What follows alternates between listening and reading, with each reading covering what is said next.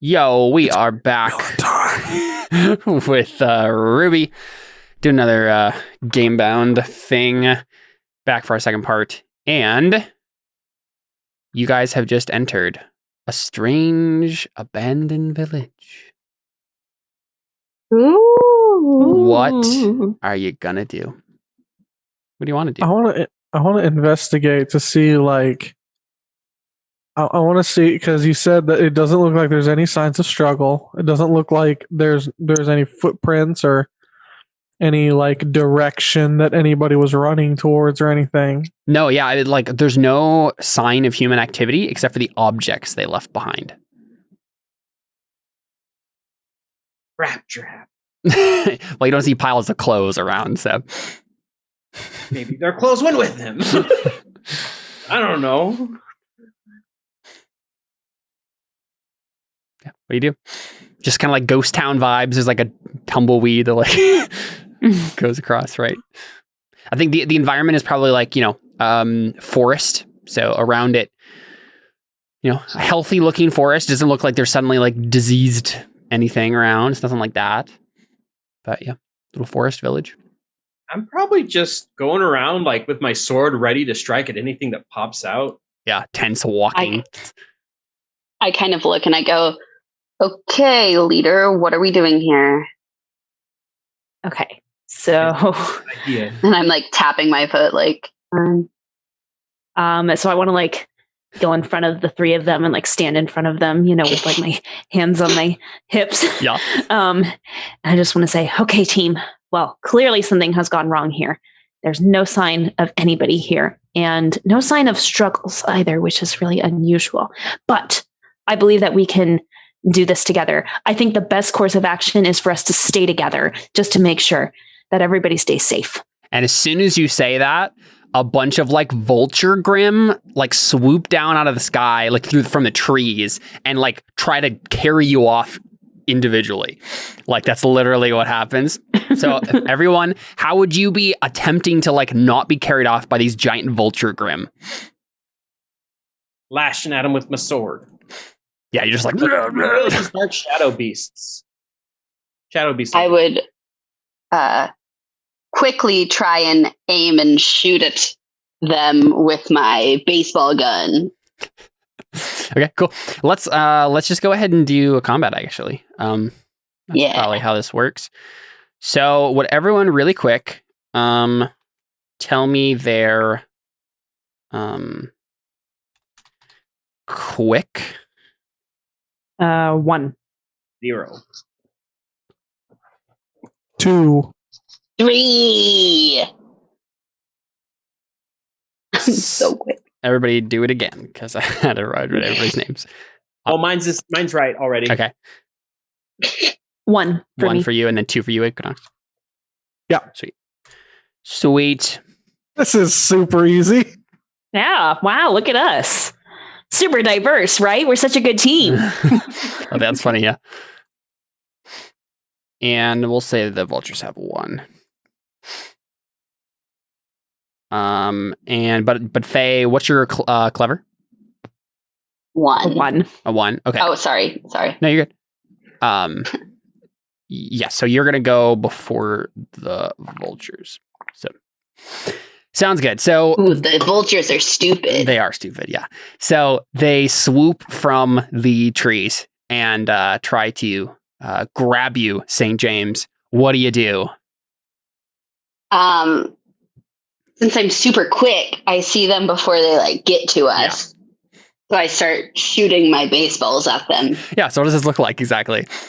Like, do you produce baseballs from like a satchel? Did they just materialize through your aura? Like, yeah, it's magic. They're magical baseballs. You know what it is, Emily? Because your semblance is you can magically catch things. What if you can catch them and then they just like go into a storage, like a mysterious magical storage, and you can just bring them back later?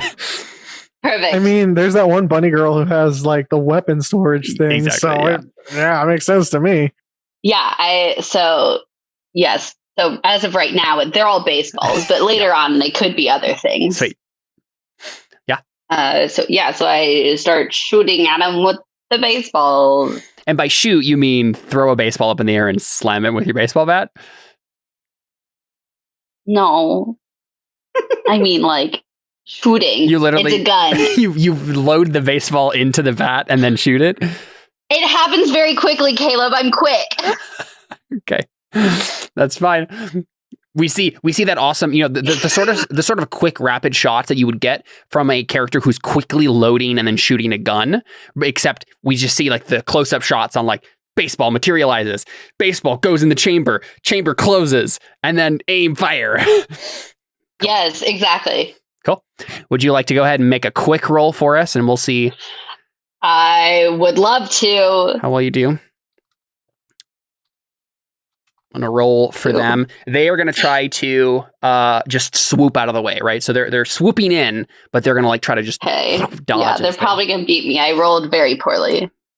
No, they did not. Oh! They got a 0 to your 2. So you do 2 shifts of damage over them. So one thing I forgot to do on the character sheets, if everyone real quick wants to look at their sheets, you have what's called stress and consequences. This is your health. So you're gonna go ahead and list a few things based on some of your approaches, I believe. Let's see. Stress.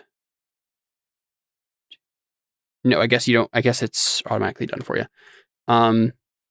So yeah, each of you have a 1, a 2, and a 3 stress box. And you can have a minor, moderate, or severe consequence. Minor consequences take up 2 shifts, moderate take up 4, and severe take up 6. Now, consequences are aspects. They're like negative aspects that can be used against you. Whoever, if an NPC creates a consequence on you, they get a free invocation on it as if it was a normal, like, negative aspect. And so basically, they're going to take these vultures are going to take 2 shifts of damage. Unfortunately for them, so I think there are 4 vultures. There's just 4, 1 for each of you. But you totally, I think their total, they're going to have 1 stress box. And the way it works is when you fill up your stress and consequences, you're still in. But it's the moment you can't take another shift of damage that you get taken out of the combat. So with this vulture, right, you do 1 shift and then its stress box fills up and then it has no other way to take up damage. So the next one takes it out. So we just see this baseball slamming in the face and it just like crumples to the earth and then puffs to like smoke. Go. And I would like to do a little like the baseball bat twirls and I just like hold it and I... Of course. And then Equinox, how are you handling the situation as the vulture swoops down? Okay, so let me know, what kind of town is this? Is this a sandy area? Is this like you said foresty? There's like forest in the background, yep, right? Forest in the background. The town itself has a cobblestone path that goes throughout most of it's not a huge village, right? But like it has like a main thoroughfare, like a cobblestone thoroughfare that goes through it, and then some slight dirt paths that go off the side. And mostly it's just like dirt and grass right on the inside of the village. So Okay. So what I want to do, because my weapon has like this feature where I can spin it in really fast. Yeah. What I want to do is I want to try spinning it so fast that it creates like it acts like a fan. Okay. So as the Grimm's trying to like swoop down on me, yeah, I do that and like throw it off balance. Sweet. And then while it's like off balance, yeah, and while I'm spinning the thing, I'm also like shooting at it. Okay. Yeah. So you're like spinning this and trying to like throw it off balance, and then as it's happening, these little bullets are flying out. Yeah, bullets flying out at it. Sweet. It's like Aang's staff with the little secret snack compartment, except the snack compartment shoot like all the little snacks shoot out of the staff. Yeah, that's a pretty good. Yeah. Yeah. Snacks. Cool. That sounds like you're. Trying to think of what would be your argument for the approach there be?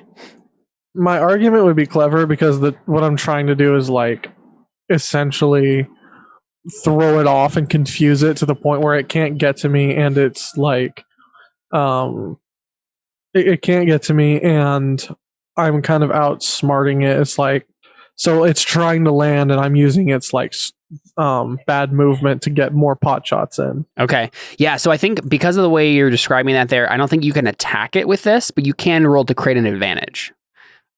Right. So you're not like trying to kill it right now, but you are trying to throw it off. Yeah. So you can still roll that, but it will be against a create an advantage. I think it'll just be a static difficulty of 2. Okay. And is that clever? Clever. Yeah. There you go. Right on the money. So you get another aspect on the board here that is, let's see. What's a funny way to word this? No. The fun thing about Fate is you get to like word aspects like puns and things. So I approve. Trying to think of a good.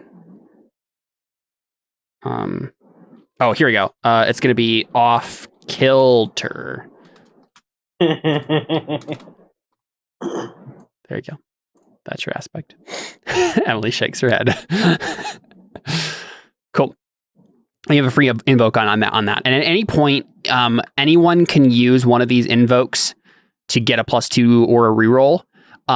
But it has to make sense narratively. So obviously, most the other ones, the top ones, are probably only make sense for the people who made them, except for maybe like the, teamwork related ones, because that could be used by anyone. Because we could, as long as you make an argument for it, you can get the invoke. So cool. So wait, so who got an aspect? You got an aspect, but I mean, it's technically just created, and then anyone can use it that makes sense to use it. Okay. So if someone wants to attack this vulture, right, because you made it off kilter, they would get that. They could use that bonus if they needed to. So I see. Yeah.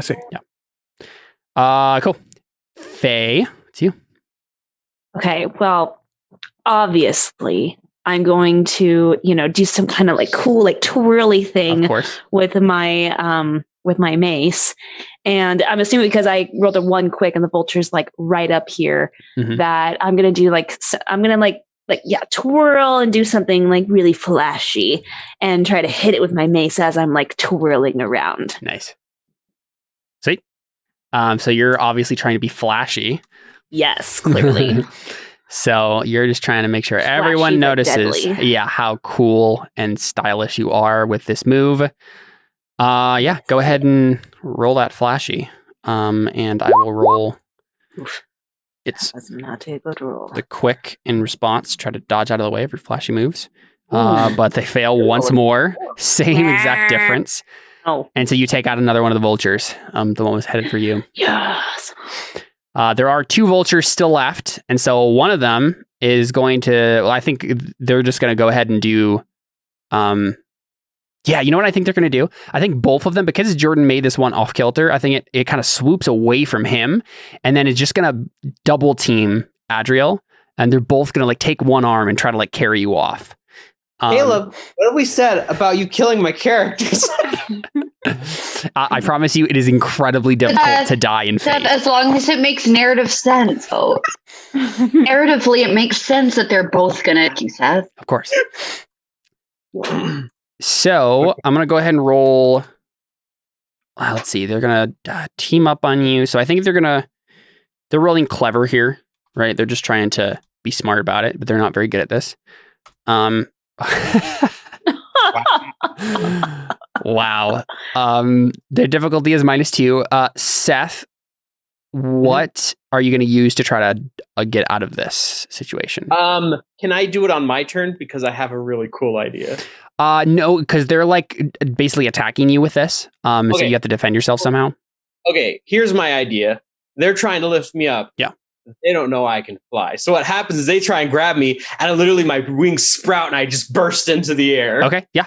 That sounds flashy to me. So let's have you roll that. That's fine. And if you beat their -2, yeah, I rolled.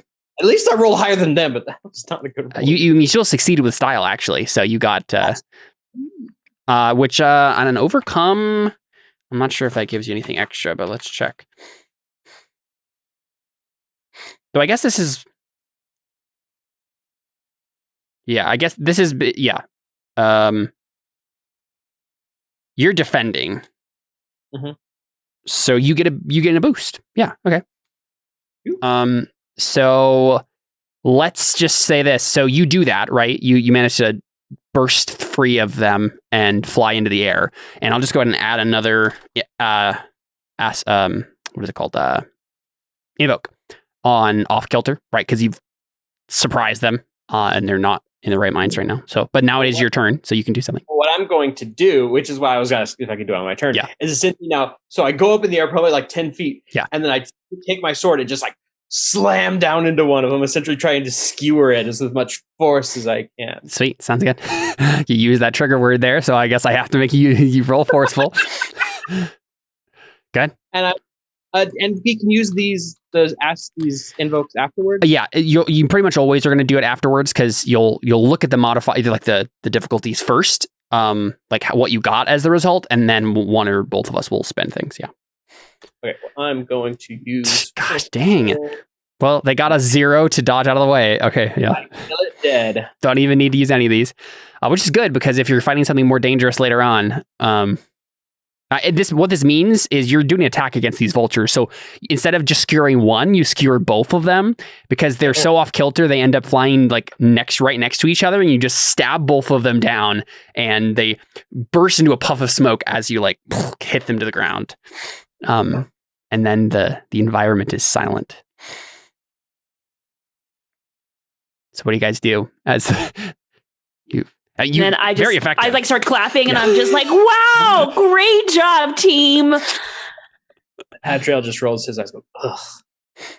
Kind of takes his sword out of the ground and wipes it off. Got all the. I don't know if they have guts or anything like that. Not really. Like it literally, they just kind of dissipate into nothingness. So like, there's nothing left. Yeah. He looks at his sword, and goes, "Oh, yeah, clean."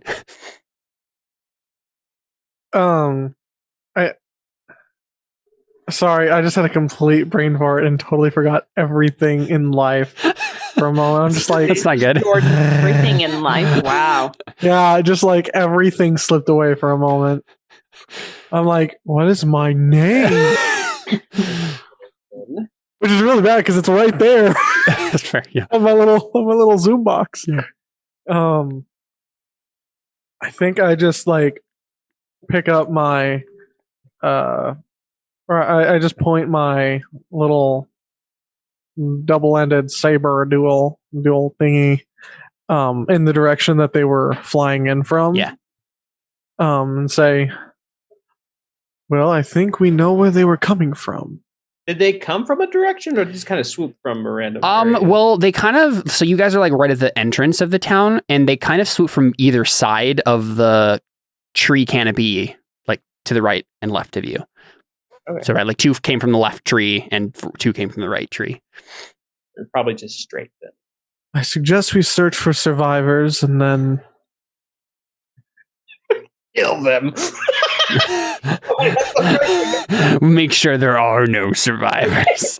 The Grim got to them, man. It was a mess.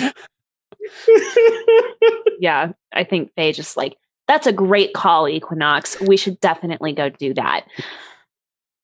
I just say, oh, if there's more Grim. That was kind of fun. See, Well, I told you it would be fun. You're training to be a huntress. I certainly hope that you enjoy taking out the occasional Grim. Look, I just got here on a scholarship, to play baseball. Look, I don't care about my studies. I'm here to play ball. Literally. Get free unlimited food. Like what's literally my college. Yeah. But I just go, oh, no, I forgot. Right? Like they reminded you of... No. Forgot to picture that one was James. Next time. Get out your revenge fantasies on this Grim. Cool.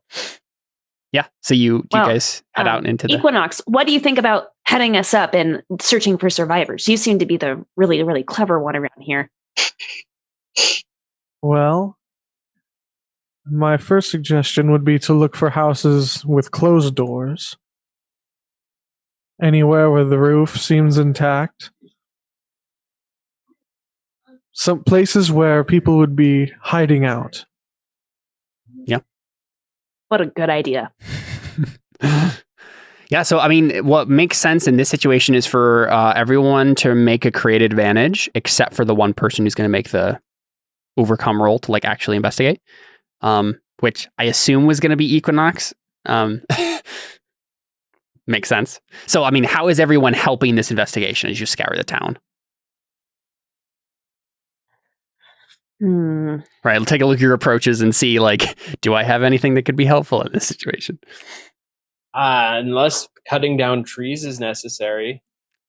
Hmm. Be like breaking down doors and... Sure. Yeah, that makes sense.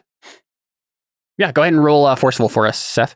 And we'll see how good you are at, breaking down. I think 3 is probably a difficulty, so, yep. I would just kind of like run around the streets to try and scout out which doors were closed and point them out to everyone since I'm quick so I can help guide them. I think we're making too much of an emphasis on these doors. I can run up and down and see if I see any signs of life. I'm quick. You do have other statistics. I'm only quick. I don't think that's going to be too much help in this situation. Wow. Okay. Then... Because, I mean, you would run up and down the town and you'd be like, yep, no one's here. And then you'd have to do something else. Wow. Well, hold on. Okay. I have a thought. Yeah. How well do we know about this town? Like lore-wise. Someone can make a roll. That sounds like the creative advantage to me. What are your other stats, Emily? My clever is only at a 1. Flashy's at 2, forceful's at 2. Now you see why I'm just trying to be quick with this. Yeah. Well, hey, I've already got a negative on me. My thought was she could run around town, like if she happened to know at like a local sports chant or something that like the kingdom is like. Run around saying Red Robin, and hopefully I hear people say yum. No. Red Robins. That is not going to be terribly helpful in this situation, unfortunately. Because then, like, if there's anybody else, if there's anybody outside, they know, oh, that's a person, not Grim. Maybe they're here to save me. No, unfortunately for you guys, it's really obvious really soon that there is no one here, and you just have to find clues about where they went or what happened to them. Yeah. So that's not the situation exactly. Okay. So our more situation is we're trying to help the investigation by finding clues. Yeah, you're not going to actually find anyone. And you realize that really quickly. Can I quickly run around the perimeter looking for footprints? Sure. Yes, that makes sense. Exiting? Okay. Going in a certain direction or something. So that makes sense for a thing you do, but using quick for it, I think, is a stretch. Right, because your quickness is not the factor here. I know, your quickness is not the factor here, but you can attempt to use clever or careful to find. Definitely not careful. Definitely clever. Sounds good. Oh, no. -3. No. This is why I was trying to be quick. You got the worst possible roll you could have gotten. Yeah. Woo! Oh no. So? Oh my. Look, I know my strengths, and this was not one of them that I was trying to emphasize. Let's see. Creative advantage, fail. Trying to think of what the negative. There were prints and she erased them. Oh yeah. That's a good one. Let's see. And also get attacked by Grim. Right, yeah. Or she found tracks and they were hers. Right, yeah. Let's see.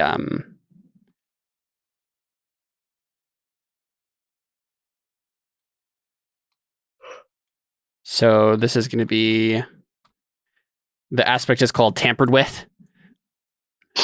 So you have, and I think that's probably what it was. We see these footprints, like on the, for some reason, there's like this weird like circle around the town where like the footprints all disappeared. But like once you get to that edge, there are a couple of footprints are there. But then you're you're trying to do it quickly, right? As per your skill. But instead what you accomplish is just like stepping, you're not paying enough attention and you just end up stepping over the footprints. So much so to the point where like when you actually notice the footprints, you're just like, oh, they're mine. So, yeah. Got it. Alyssa, what are you doing? Cool. Well, I was thinking I could try to be forceful in some way, like you know, like going into like homes and like, you know, like flipping over beds and, you know, figuring out what happened to like these people in their homes. As much as I would like to help you guys play to your strengths, I think only one of you could have done something forceful. So, and Adriel already took and that. Apparently 0 of us could have done something quick. Well, okay. So then maybe, then, so careful is like being observant, right? And like doing something methodically. Do you have something flashy? Wait. What are you making a thing for? I was going to try. I didn't want to just immediately try to be flashy. Okay. That's fair. You know, and plus the only flashy thing I can think of to do, which would probably just draw more grim, would be like, is anybody there? That's fair. Actually, you probably do not want to. Yeah. I don't want to be flashy. Like, unless that's your plan. Draw more grim to help. I don't know. You know. I mean, honestly, if we were to draw even like a single grim out here that could like, honestly, my thought was, what if one of us fakes getting captured and the rest follow? Yeah. And then we can like go back to the lair. What I'm saying is I think that sounds like the sort of convoluted plan that Equinox would come up with. Right. So that's just it's an option if you do want to pursue it.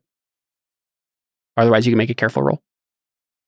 Yeah, I'm just like, I'm trying to prove myself as a leader. Yeah. And so I'm trying not to do anything that I think might get one of us killed. That's entirely fair. Yeah. You know, so maybe she thinks of that, but then she's like, maybe not. Yeah, too much. You know, too much on the first day. All right. So yeah, I want to try to be like careful and observant. Sure. Like, so basically my thought is like, I want to go to like the middle of the town where clearly there's like a fountain or something, of course, like that. And I want to like observe, like go to like the middle of the town and just kind of like look around and see if I can like determine like how long maybe everybody has been gone based on like, you know, just kind of what I'm seeing with like the homes and maybe how still the water is and things like that. Sure thing. Do it. Okay. Roll that careful. Say op 3.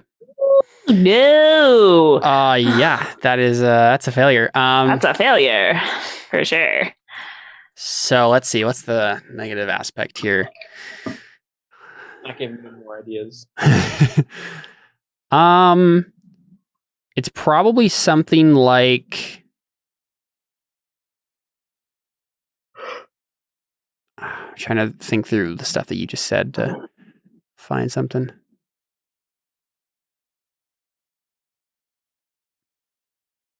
Maybe I determined the wrong amount of time people have been gone.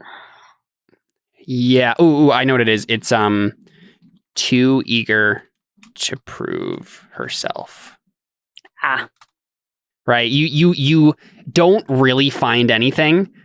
But you're like, I can't not find anything. I have to just make something up, right? Like, and you maybe take a wild guess that's not very accurate and end up hindering Equinox's final investigation of this. After all, you are a desperate weirdo. Exactly. Yeah. Cool. Equinox, how are you putting together the mystery of this town?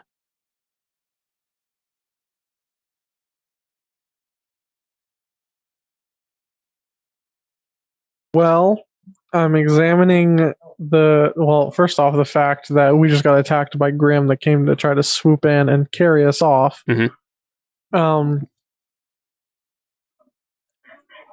The people that have like just up and vanished. There's nobody that seems to be here. And I'm taking into account the bad information that I got that I don't realize is bad information. Yeah. And basically how that will work is depending on how you roll, I might use the invokes to increase the difficulty. I think it's going to be a 5 to start with. Let's say 4 actually. Be 4. This will be your best thing, but it's still going to be difficult. Yeah.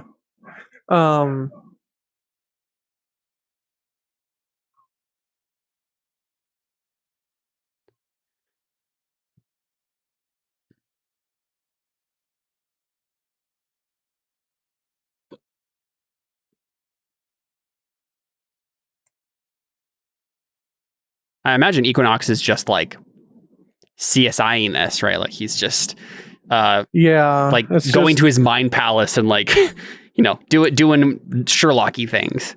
Yeah. So I'm like, oh yeah, I'm totally going to like, I go over to like things that have been dropped by people.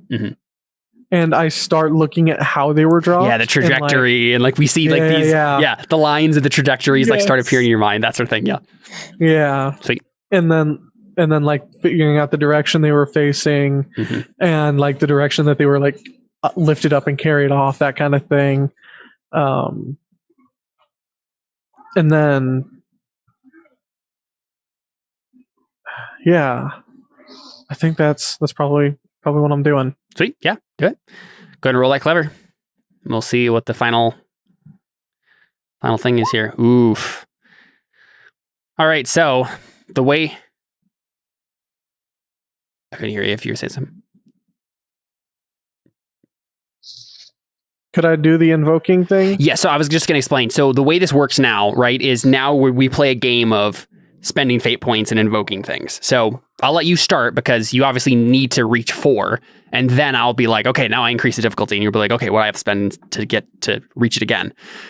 So first off, you can obviously just spend open door policy with Adriel's help, and you automatically bump that up to a 4, and that's for free, right? You don't have to spend a fate point to do that. If you'd like to do that. Yep. Cool. Let's do that. Cool stuff. Your invokes for off kilter went away. That doesn't really apply anymore because the vultures are dead. So I'll delete that. What about best team leader ever? Well, so what we'll do is he's reached the 4, which means he succeeds, and then I will go ahead and invoke tampered with, right? So you try to get a bearing on the range of, like, you're starting to think like there's obviously some sort of maybe like a semblance involved here, some grim power I'm not aware of. You're not entirely sure what's going on. But you're like, there might be a radius to this. And so you look out on the edge, and then you're just like, oh, hey, footprints. And then, what's her face? St. James comes over and she's like, oh no, that's just me. Right. And you're thrown off. So now it's the 6. So you have to spend something else to get back up to a 6. Let's do it. Anything on the board that you can make an argument for, or one of your fate points on one of your aspects. But yeah, I think Seth mentioned best team leader ever. Makes sense. Best team leader ever. Take that, Bardic. Right. That would be just Faye's general, like, being helpful, because she has indeed like succeeded on figuring out people's teamwork capabilities and whatnot.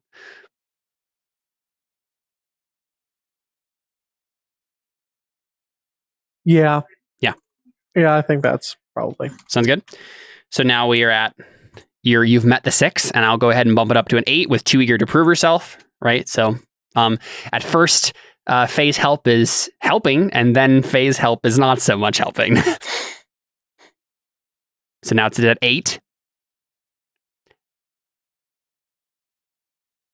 What do you guys think? Should I go for the gold here?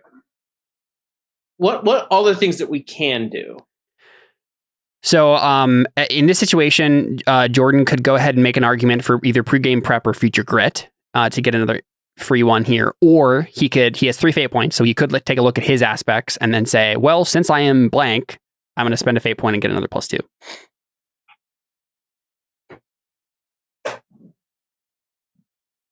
You could maybe make an argument for future grit. Oh yeah, I can imagine that. Yeah, I could actually make I could make an argument for pregame prep. Yeah, what is it? Well, my argument for pregame prep. Give me a second as I'm concocting this in full.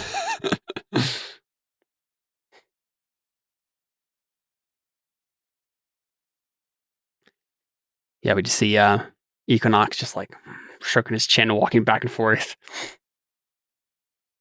Suddenly a pipe appears in his hand. I say. I want to throw it out there that I totally have glasses. Okay. Yeah, makes sense. That I don't actually need. Okay. They're just kind of there for looks and to kind of throw people off. Uh-huh. Joke's on you. I have 20/20 vision. These don't even have lenses in them.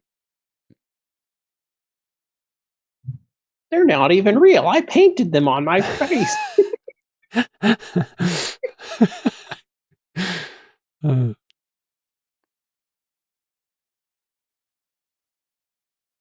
I think I think back to when St. James was like going through her she's going through her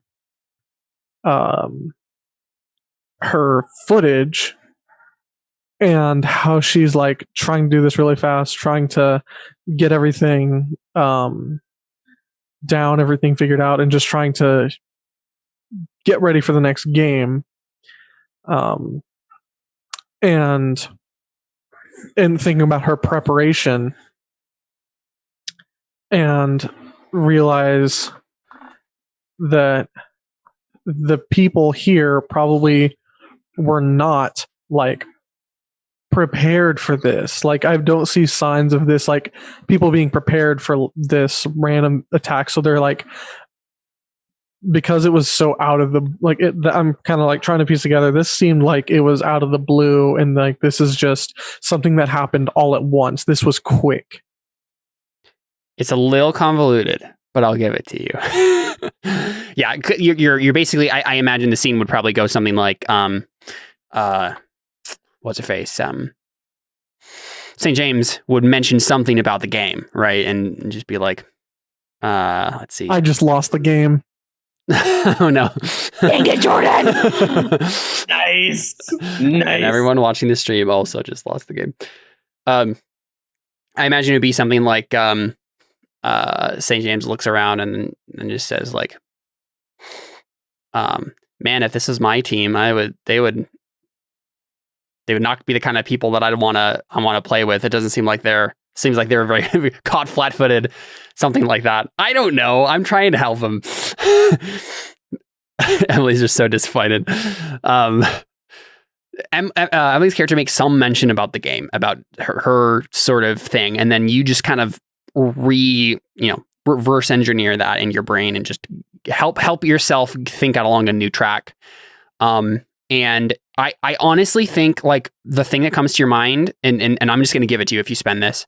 The thing that comes to your mind is like, okay, something's weird about this because Grimm don't surprise people like that. Like not that suddenly. Like it can be surprising, but like you don't know of a type of Grimm that just instantly abducts people. Even the vultures, right? Like they swoop down and there's a whole chance for you guys to fight back.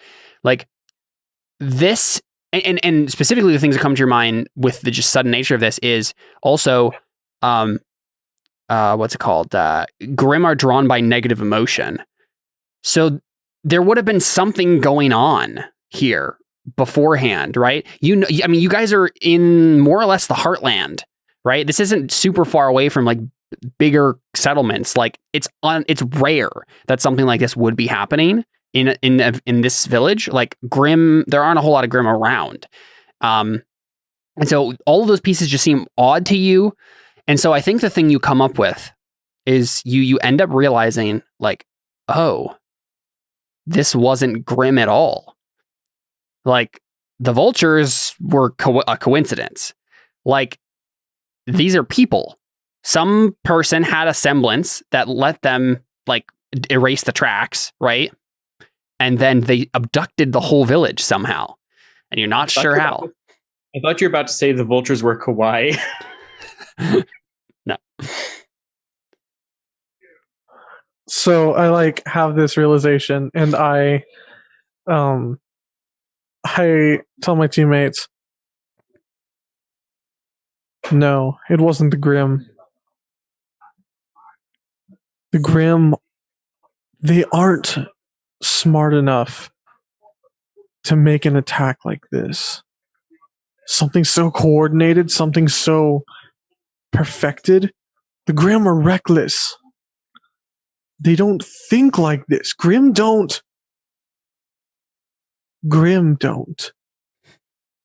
But people. And I just like look out towards the like the center of town where the little water fountain is. Yeah, you see a little statue of a guy, like water coming out of his mouth. Yeah. Yeah. But I think real quick, I think once you figure that out and like we get that realization from you, you do actually finally find a set of tracks that like make sense. And it's not like a set of tracks that leads away from the place. It's a set of tracks that leads a little bit away, and then suddenly there's like an impression in the ground, like a square box impression, and then this person takes another step and there is no footprint in the box impression, and then nothing. So it's like half of a footprint? So it's like they teleported from right there. So it's like there was something they stood on. Oh, okay. Right? There's like some sort of impression of an object that was there, and they stepped onto it, and both them and the object are gone. You know, Grim may not have done this, but you know who would have done this? St. James. St. James. I hate him. Is there any reason he would have done this or means? He's evil. You're just exaggerating. It couldn't be. James is at the school. Why would he be over here? Is he? Yeah, I just saw him this morning over there. I mean, you guys literally have phones. Like, you could message people. Like, why would I ever have contact with him? You can message someone who knows him, is what I'm saying. Yeah, I'll if somebody says that, I'm like, fine, I'll text Denim about it. Sure, yeah. I text Denim and I'm like, is he who shall not games at school? Yeah, and you do not get a response. It doesn't even look like he read the message. Something fishy's going on. And Equinox, I think you probably just noticed this because you're this kind of person. I think when Emily's character does that, and do you say anything to everybody about it? No, I dramatically say something fishy's going on. Right. I mean, Equinox, do you just like stare at my phone? I'm like, do you glance over her shoulder at the message? Yeah. I'm like, I like investigating. Exactly. And I think the thing that immediately, like, you just connect a couple dots here, and you're just like, okay, well, that's weird because you remember seeing James St. James, Denim, and Grizzly all get assigned to the same team this morning. So if Denim doesn't know where he is, like, or if he's not answering, like, maybe something happened to all of them, right? They all did this. And if you want to, this is an elaborate ploy by the school. The school set this up. If you want to, you can make some sort of roll to figure out more about that. Like pick any other information you had picked up about them, their team, anything more you heard.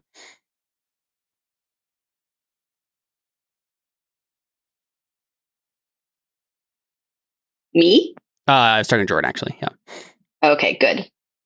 I'm not good at putting things together. Man, I wish we could do like flashbacks or something.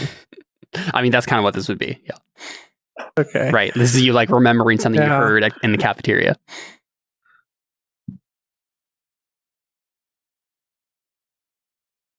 Yeah.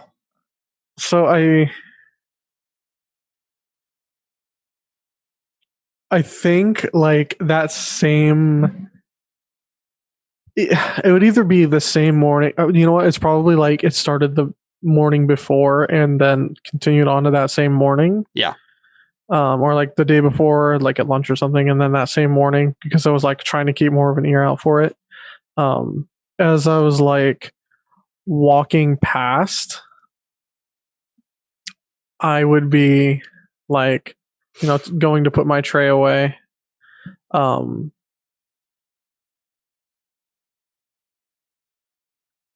No, that doesn't make sense. My thought was that you use your time manipulation abilities to get to some sort of, like, you were just curious about something because you saw those like four Denim Grizzly and James St. James and one other probably gal walk off together after being talked by like Professor Jasper, and you just like use your time manipulation to like get to somewhere that you could like eavesdrop on them briefly. Yeah, probably something like that. Sweet. Let's have you roll clever. Okay. Clever or sneaky? Oh yeah, that sounds like sneaky. You're right. Oh my, what? Nice. That was a good roll. Yeah, I think you figured it out. So you remember them being tasked with a mission as well. And their mission was to go to an airship landing pad that was having trouble with Vulture Grim, and like they hadn't been able to take off or whatever, and it's just basically like a bunch of nuisance like they weren't actually hurting anyone because they were like in the airship and protected, but it was like, and then the negative energy of them being like trapped in there just kept feeding, and there's just a whole bunch of vultures, and it was more of a nuisance situation, but they were sent to go deal with that, and it wasn't actually that far away from here. So if you go to that airship landing pad, that might actually like something might be going on there. Airship. Help. Does the thing that I word this? Does it look like the place where the footprints left? There could have been an airship. Not an airship. No, okay. not airship that big. Landing pad. That's what I was wondering. So if like you guys are thinking about this and Equinox is like sharing this with everybody, probably the thing you group think there is well, airships can have like lowering mechanisms, like this little thing to like unload either a single person or like some cargo.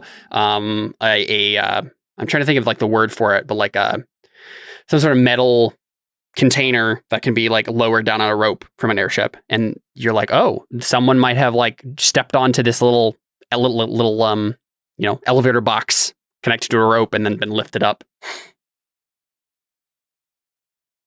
Yeah, honestly, when you said like the footprint, there was like a box and then the footprints disappeared, I'm like, oh, is this an airship thing? Nice. It was between that and so I had two theories. My other working theory was I was going to pick up a rock and throw it in the exact area there to see if there was like some invisible thing. Yeah. Do you guys want to go to the airship landing pad? Sure. Sounds good.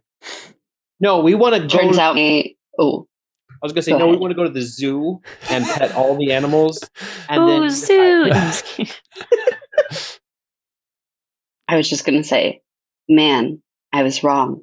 This time I won't have to imagine it's James St. James. Yeah. Well, who's to say that they're responsible? I mean, they're on a mission just to do an airship thing. I mean, maybe the person who is running the airship is the one behind this, not them. Or it's entirely possible that they just completely screwed up their mission. We all have our faults. Somehow, James St. James is behind this.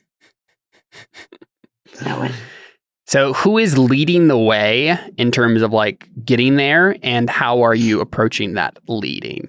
Because like I could see a couple different ways, like because you're going through a forest to get there, right?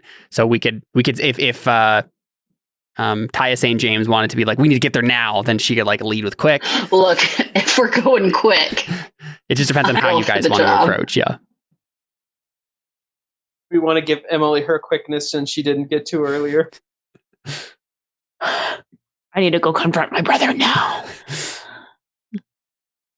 Look, I mean, I don't mind. I was either thinking that, or if somebody is good with sneaky, maybe we could also try to sneak a snag. Mm-hmm. It depends on like how you want to approach the pad.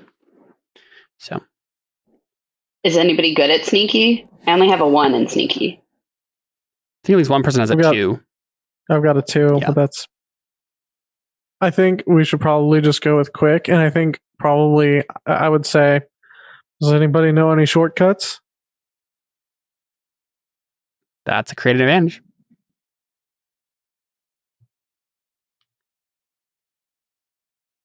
To be completely fair, I think Equinox would be the person who would know the shortcut, if anyone. I'm like, like he just asked me to be polite, pretty much. Yeah, maybe we get Equinox saying, does anyone know any shortcuts? And everybody's like, no. And then he's like, well, I know one. So. It's like, oh, right, that's me. No, I think I probably say something like, I wonder if there are any shortcuts. And then I pull up like maps and stuff on my little phone magic device and just look at maps of the surrounding area, see if there's any fields or anything that we can cut through instead of taking main roads. Sure. Or just any kind of shortcut I can find. Yeah, do it. Roll with clever. Let's see, difficulty 3. Very nice. You're good. Nice. So we'll go ahead and obviously it's just shortcut from the short guy. We'll just name the aspect shortcut. Almost short. Oh yeah, here we go. I prefer almost short. Almost shortcut. Yeah, there you go. That's the aspect. Yeah, almost shortcut. Cool. So, Em, would you like to roll that quick? Oh, you know it. Say difficulty 4. Oh, so I need that almost shortcut. Yeah, there you go. You can spend it and you're good to go. Y'all get there quickly, take some shortcuts, and end up at this like airship landing pad. And there's not an airship there. They didn't like go back and land here. But you could take a look around and see if there's anything going on. I think you do see on the frames. So there's like, landing pad and then like probably like braces and things like big metal frames around where the airship would land. So like, the big bubble is like above these frames, but then the frames will like latch on to the lower part of the airship. And on these frames, which are just kind of like suspended up at this point, are like scores of these vulture grim, just like on the the rim, like birds would. Like birds do. Perching. So I'd like to look around to see if I can find a computer. Okay. Would you like to do so sneakily so that the vultures don't attack you? Yes. And specifically, I want to find a computer that has like a terminal that has all the information of like the landing and the flights and like all that stuff. Yeah, sounds good.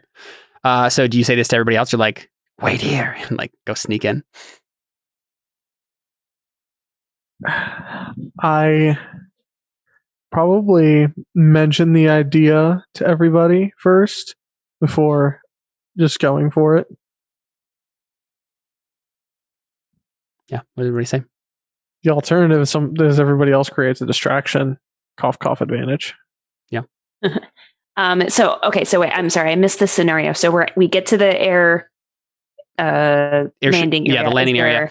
And so is there signs of people being there? No, so there's no airship and no immediate people that you see. There's obviously like a building, like a control building, but then there's like all these braces that would like kind of frame where the airship would land, and along the like the rim of the braces are like all of these vulture grim just like perching. And so Jordan was saying he would suggest the idea of him sneaking into the control building and looking for a computer to see if he can get any more information from that. And he had also meant, how many of these vulture grim are there? I don't know, like 40. Oh, yeah, that's a little different. And like to be fair, they were very weak, so like you maybe could still take 40 grim, but like it's a lot. It's still a lot. I don't need to add this character to the morgue that exists. By the way, I told this to Alyssa already, but I'm making a video about all my dead characters. Yes, please do. That'd be fun. I mean, I would suggest I do something flashy to draw their attention, but that seems really dangerous. Yeah. I think it would be more of like you try to sneak, and then if something goes wrong, then I'll try to draw their attention, kind of a thing. Yeah, this is probably what I'd do. I'd put my chain sword into its machine gun form and just sit there waiting, essentially. Yeah. Sure. Yeah. Yeah. I put mine to stun. And you guys are probably like on the tree line, right? And then there's like a long field that leads to the control building. So this will be difficult, but what's his name? Equinox probably could pull this off with his time manipulation ability. It's that scene from Jurassic Park. Yeah, I was totally going to. Don't move. They can't see you when you move. No. Where Ellie has to go turn on the electricity, yes, and Muldoon is taking on the Velociraptor. Yeah. It's literally that scene. Yeah, want to go to try to sneak? Yeah, so I think I just say, all right, I'm going to go for it. You guys keep an eye on those Grim. And the moment that they all look away, I use my time manipulation and just go for it. Yeah. See? Yeah, I'll roll that sneaky. Does the invisible part, no, the time manipulation, does that give him an advantage thingy? He can spend a fate point on it if he needs to. It's going to be difficulty 4. Looks like that's gonna kill him. I'll say we haven't done any stunts yet, have we? You have not, so you can always make a stunt up if you would like to. And remember, a stunt is I get a +2 when using a specific action in a specific way. Right, so you could, Jordan, if you wanted to, make up a stunt right now. That's I get a +2 to overcoming when using sneaky when I use my time manipulation abilities. Sounds like a good stunt. You literally could, and then just you succeed on the roll. But you also have future regret to use. So okay, explain the stunt thing one more time. Yeah, so stunts are basically like I get a bonus when I do a specific thing. So normally the stipulations are so you get a +2, and then when you're doing a specific action, so overcome, create advantage, attack or defend. When I'm using a specific approach, so in this case it would be sneaky, in a specific situation. So when I'm using my time manipulation abilities. So you could also make a stunt that's once per session, because I'm awesome, I can do blank just for free. It's also a thing you can do. Ones that don't go away after one use sound more helpful. Yeah, I think I think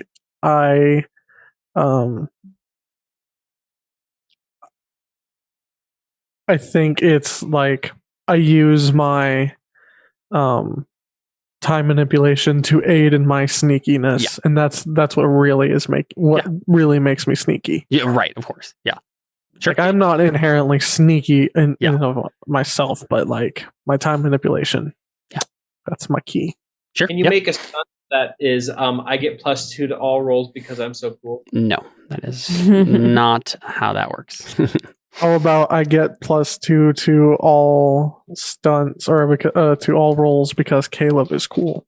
I like that. Sure. No. So let's see. Time Thief is, I assume, the name of the stunt. Okay, I'm down with that. Yeah. Oh no, it has to be Time Bandit, because that's the name of a cheesy '80s movie that I love. Oh yeah, Time Bandits. Mm-hmm. So I'm totally stealing people's time. Yeah. Let's see. When I overcome, you should see me steal some bases. using sneaky. That's what Emily's character does. When I overcome with sneaky using my time manipulation abilities, I get a +2. There you go. So you automatically succeed, and you sneak into the building, and you guys are like waiting, like getting ready to fight the Grim, and then you like turn back, and you don't even see him anywhere. Like, right, like you're expecting to like see him try to like sneak across the field, and he's just gone entirely. The door isn't even open. Like you didn't see it open or close. You didn't hear it open or close, and he's just inside. Right. I dribble. Though, so actually, that is what would happen if you spent Future Grit too, because I realized just tying means you succeed, but with a minor consequence. So do you want to spend Future Grit, and then you can just like, succeed, flying colors, nothing bad happens. Yeah, I don't want to spend it if like everybody else isn't okay with it, because I don't want to. It is your aspect. You did create it. Yeah, but I've also used like everybody. That's actually true. Yeah, but this is also your one shot. So that's fair. This is all about Jordan. Fair. There's also 40 versus 3. Yeah, because the minor consequence, right, would be like they noticed something. The vultures noticed something, and then are like probably going to look around. I don't know how much my machine. Oh, you know what? Okay, here's what it is. There was a brief moment where like I'm about to start panicking because I'm like, oh man, I know I'm going to have to do my time stuff, and I'm going to have to use it more extensively, but I don't want people to find out about this, especially if there's anybody around that like really needs to not see me doing this. But then I use that Future Grit to be like, nope, I'm just going to do it. It's going to be fine. We're just going to get through this. Nice. Man, no. Cool. So yeah. Awesome. So you spend a Future Grit, and you get in there. If I hadn't used the Future Grit, like I would have been panicky, and then the birds would have been like, right, negative energy. Yeah. Cool. So you sneak inside. I can sense bad vibes. Yep, exactly. You sneak in, and you go ahead and go to that terminal. What are you looking for specifically? I want to know I want to know dates and times of when things took off, landed, what the airship is for, any chat logs or any communications that I can find. And what is your intention with it in terms of like, what do you want to find within those chat logs, those logs? I want to find a hint of where the airship could possibly be right now. Where it should be and where it possibly is. And also I want to see if there's like any like intents of maluse or and I would also like to see like if I basically I want to track it down and see if I can figure out why it's poofed it. Yeah. Like if there's like, oh, some idiot left their instant messaging thing like logged in, so I can just like see the bad guys messaging them, and it's like, oh, so okay, cool, great guys. Sounds good. Listen, yeah. When you did chat logs, I first thought that went over the head. It was like, oh my gosh, did you see Becky? Like, exactly, yeah. We should just go attack an entire village because of how bad her hair is. Difficulty 5. Clever, I think. Okay. You can do it, Jordan. Definitely possible. All right. You only need to spend 1 fate point on one of your aspects. So go ahead and take a look at your aspects, and any of those that would help you think, you can spend a fate point on them, as long as you make an argument. As long as you can make an argument.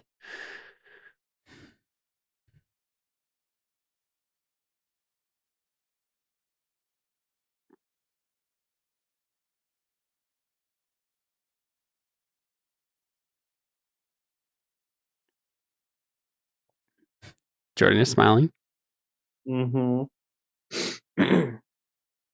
I was gonna say, can I make an argument for wanted for my semblance? But that would probably be really bad. Yeah. So yes, you definitely can if the argument is you figure this out not because like the main reason you figure it out is because you recognize like the name of the airship captain or something, right? Like, and you're like, oh no, it's Tim, and then you know where he is, right? Like that sort of thing. Right. I'm down. I kind of want to lean towards something else, but I've got to figure out what.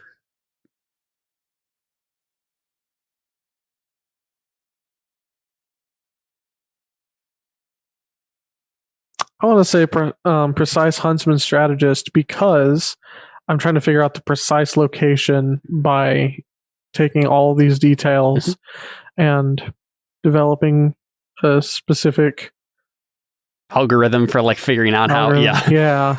Triangulate their position based on information and context alone. Sweet. Yeah, so you can spend that. Go ahead and put your current fate points down to 2 up by that logo. And you spend it on there and get a 5 altogether, or 6 altogether, sorry. And you succeed. So you figure out where they are. You have triangulated the position. But I'm going to go ahead and use my first compel. I should have been doing this earlier, but you guys, we've been kind of cruising along smoothly. But let's throw a wrench in it. I'm just going to compel you, Jordan, that what you suggested earlier is indeed actually true. So you figure this all out. You triangulate the position. But the compel is going to be, you don't know it's him, but it is him. And you're going to have to find that out later. But we like see like a scene of the villain now in the show. And like, we know, oh, it's this guy. He mentions your name or something in this little scene. Will you take the compel? Otherwise, you'll have to spend a fate point. If you accept the compel and then it's true about the world, then you will get a fate point back. What do you guys say? Go for it. Yeah, you want to make this interesting? Go for it. Why not? Yeah, we'll say anything to make my James not the real villain. Well, we didn't. He's just I don't a know. puppet. I don't know if we saw. James It might be James is the one that. I want to keep the options open here. It turns out that I'm wanted for my semblance because he's like trying to also recruit me for his team. Right. Yeah. Exactly. What's the time manipulation on the baseball team? Oh my gosh, that is actually a really good idea, though. But yeah, that's what I'm saying. Because like both of the St. James were like competing for like trying to get me, and the other one's just trying to bully me to do into it, and the other one's just like normally trying to convince me. Yeah, interesting. And thinking through some things. So, you know where they are, and you're like, okay, we can head out. And I think your sneaky carries, and you can just sneak out and away with the team. And if you guys are just leave, then you leave and you can head out towards wherever they are. All for leaving and not getting killed by 40 vultures. Yeah. So I figured out where this ship is probably at. Mm-hmm. Cool. So where is it? Tell me.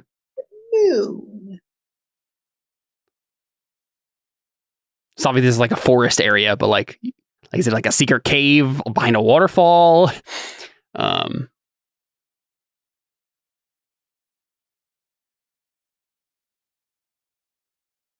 What sort of cool villain lair is it?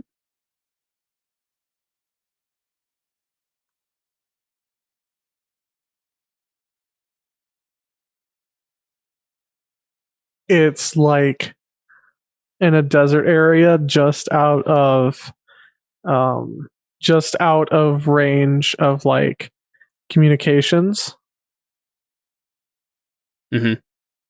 That's like just barely on the edge of being out of range of like phones and other communications and everything, which makes sense as to why people haven't been able to communicate with anybody. Mm-hmm. Mm-hmm. But I was somehow able to figure out, okay, it would probably like this is probably where they would kind of go for this, and I don't know. I figured it out. Mm-hmm. And you said a village, like on the outskirts. that what you said? It's like on the outskirts of like just the region of whatever kingdom we're in. That's like just out of comm range and probably like in a desert area. Okay. Yeah.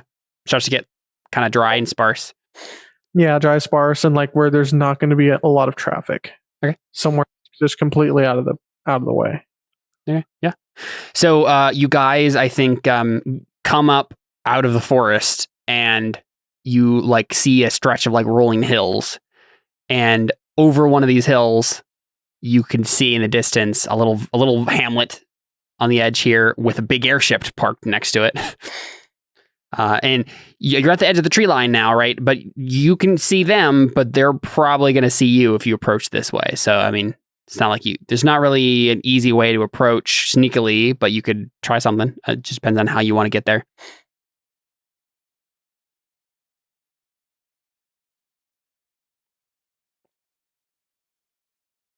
What do you guys think?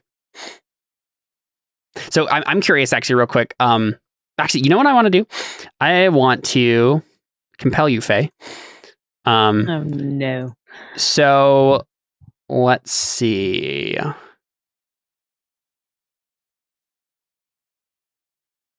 Ah, dang. So wait, we see like the group, like the gang, the other, like Grizzly and Denim and. No, you just see a village, and with an airship parked next to it. So I did. Did she get a phone call?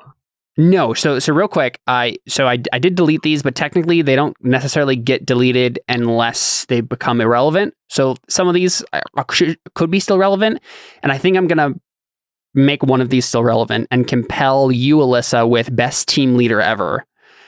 And I think this is the mindset that you've been going through. At first you were like, oh, cool, Equinox is contributing to the team and being a good team player, but now Equinox is kind of just taking over. So I think you want to like just take a step forward here and be like, all right, we're going, and just kind of like just go and basically give away, like they're gonna know you're coming, but like you kind of flashily just march up to the village. Will you accept this compel?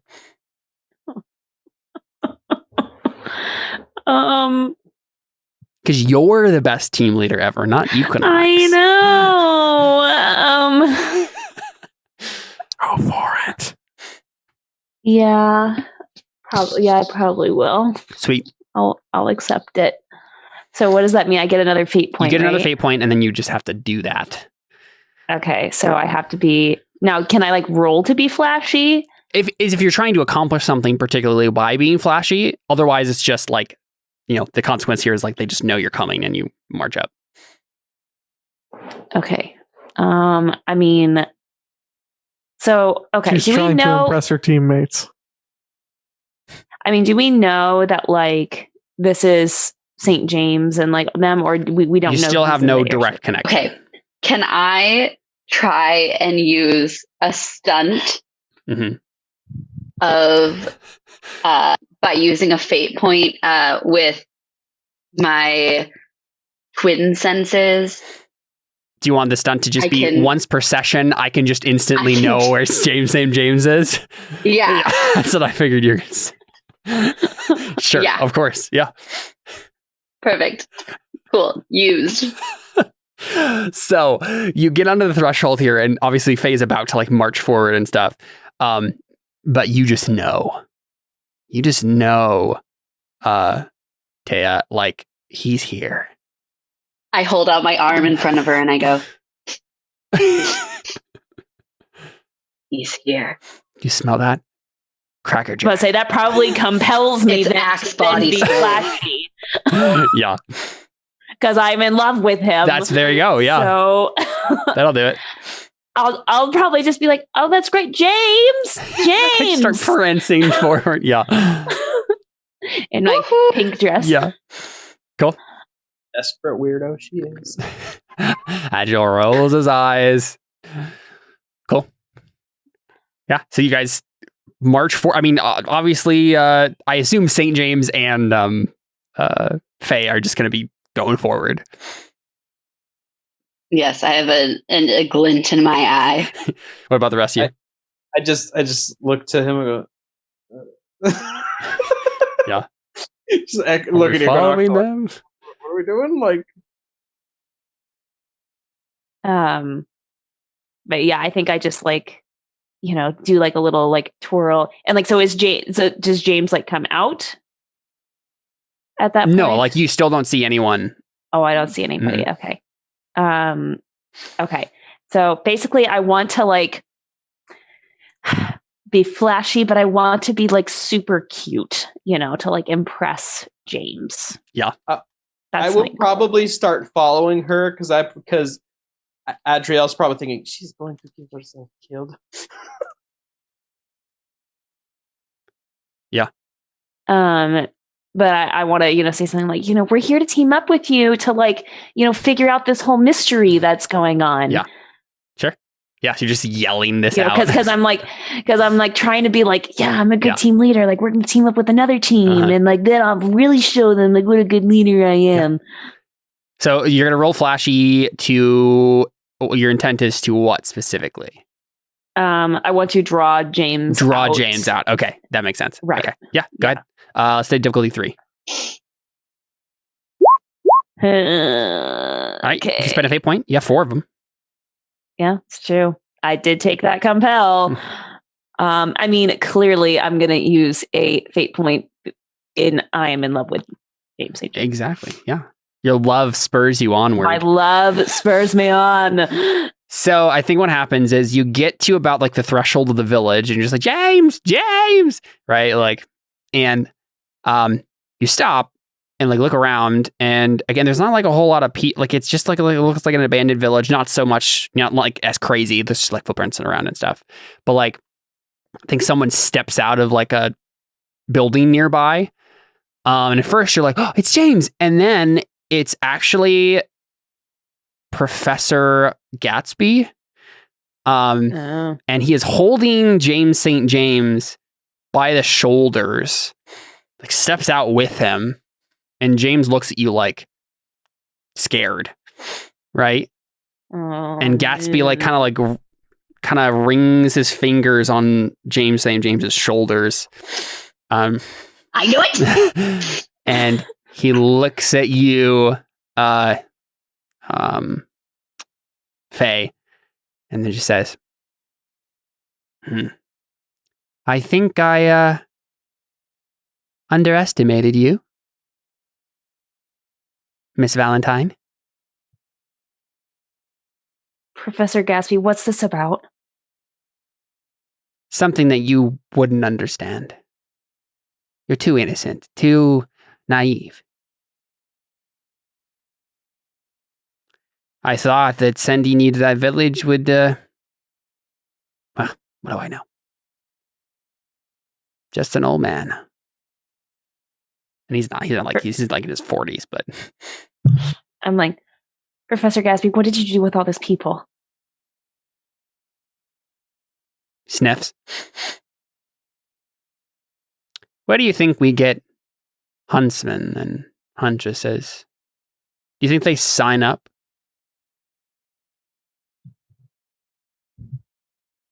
Don't you buy that? I mean, I did, so yeah.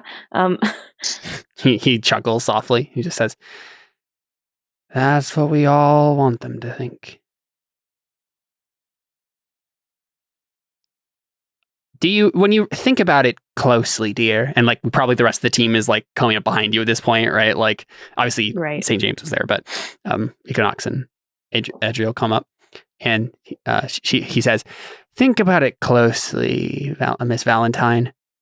Who in their right mind would sign up to fight the most dangerous and horrible creatures in the world and get nothing but scorn for it? Huntsmen and huntresses are always looked down upon as a necessary evil. They're reckless, they're troublemakers. Why would anyone willingly give their lives to this cause? No, they wouldn't. But now they do. Okay. Yeah. I want to come up with a stunt. Yeah, go ahead. I would like to try to basically, like, I want to come up with a stunt that basically when I give a cheesy speech that is in a flashy way, it gives me a +2 to So it would be do a specific action with a specific approach in a specific situation. So flowery speech is the situation. Mhm. Do you want to do overcome with I think flashy? maybe that would probably create an advantage. Create an advantage with flashy. Right? Because like basically I'm trying to like inspire. Sure. Yeah, that works. Makes sense to me. Yep. The team. So I want to Arctic inspiration then. Yeah. Right, exactly. It's like So that. This is the inspiring leader feat. Yeah, I was gonna say it's like that feat. Yeah. So she's Katara right now. But what about hope? What about hope? So, I want to like reply to him and be like, this may be a thankless job. And yeah, maybe some of us didn't really want to be here. Maybe some of us came here on a baseball scholarship. Whoa. Why are you bringing me into this? Whoa. But hunters and huntresses, we protect the world. And that is a good thing. And that is all the reward we need. And we are going to protect people from people like you. And show them that this is something that is noble to do. Yeah, sure. No, sounds good. Make that roll for creating advantage with flashy. Cool. Yeah, I think that's enough for one Cool. free invoke.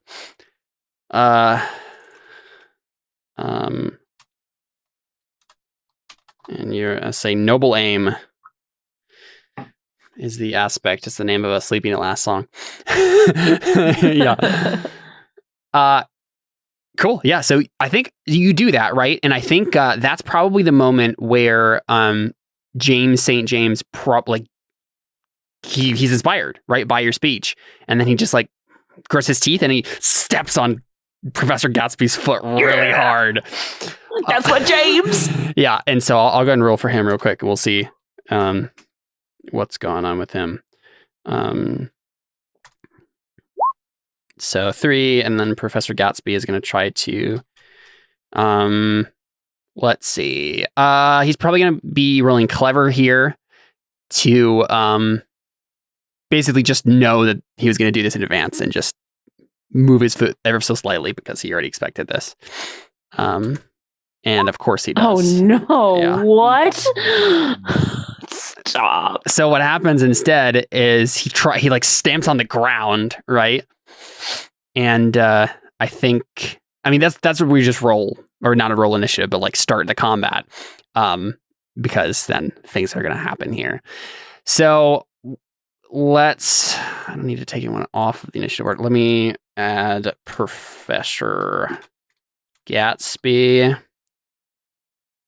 and James. And then we'll add some goons. So several goons like step out of the building, and a couple other buildings like from the side, and like hold various weapons, right? And you can tell like it's not all professors or whatever, but like these are probably like hunters and huntresses, like maybe outcast ones or like out of favor ones. They look grizzled and disheveled, but yeah, they seem like jaded huntsmen who are like, there's no point in fighting. Exactly. You're right. Yeah. Let's just kidnap kids to do it for us. And I think Equinox, you can probably put together the last parts of, I mean, if the rest of you can as well, but Equinox for sure puts together what Gatsby is saying. Basically, he's saying like, apparently this has like been going on for a while. They like kidnap villages and then like brainwash them and send them to hunter school, right? To like fight for them. And I think so. Then, how many of us are brainwashed? Yeah, that's the thing, right? Like that's the question. It's like you don't even know, because if you're brainwashed, how do you know you're brainwashed? But it's just like, well, you really screwed yourself because you did a little too good of a job. Yeah. And I think Equinox, you're still like confused about like, but why did they send us to the village then? Like, they didn't want to be caught. So like, why did they send us out here in the first place? So you're still trying to puzzle through that. But let me figure out.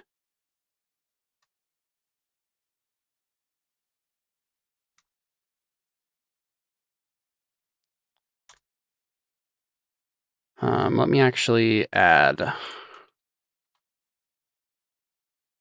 3 sets of goons to this.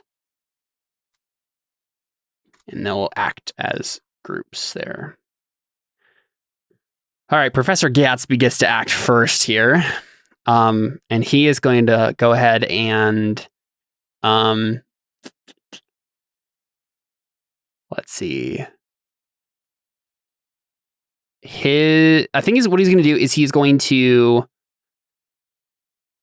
kind of like squeezes James St. James's arms, and then suddenly like a prison cell just like materializes around the dude.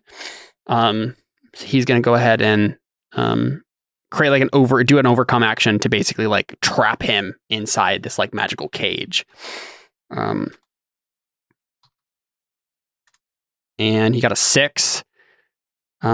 James is going to try to resist it and be quick enough to like get out of the way.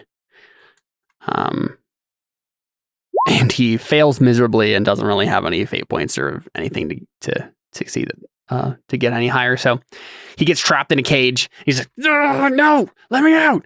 So that's Professor Gatsby's turn. St. James. Miss Quick, what do you do? You muted. Am I close to Gatsby?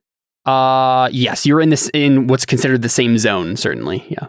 I like kind of beat my baseball bat across my hand and then like hold it up and click the spikes out. Yeah. And just say, only I'm allowed to beat up my brother. Yeah, obviously. And just like go to whack at him. Sounds good. Do it. I'm guessing, is this forceful? Yep, makes sense. 2. Yeah, and we see we see what was the I have to roll for him. Oh, okay. Yeah, I'll describe how he's attempting to like dodge it first. Got it. So he basically just like calmly looks at you and then just like does the like glasses up thing, and then we see in his mind's eye like your trajectory, like the way your feet are moving, and he just like waits until the last possible moment and then just sidesteps you. But we'll see if he actually does that. He does, unless you're willing to spend a lot of fate points. Not that many, no. Yeah. Closer, maybe. Yeah, and so he gets a boost on you, which is it's just going to be called your every move. He's like, I don't know if any of you have seen My Hero Academia, but he's a Night Eye from My Hero Academia. So, I don't know that one. Well, anyone on stream who is watching this will know, maybe. All right, so some goons start attacking, right? So we see various hunters and huntresses like jump into the air and use their various abilities. It's obvious that they're out of practice, though. So they're, even though you're teenagers, you might be able to beat them. So a group of them, I think, is going to go after Adriel. They're going to go ahead and try to attack him. Let's see.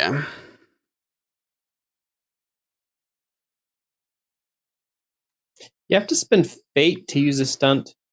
No. Okay. There are certain stunts in Fate Core that you spend a fate point to activate and do things with.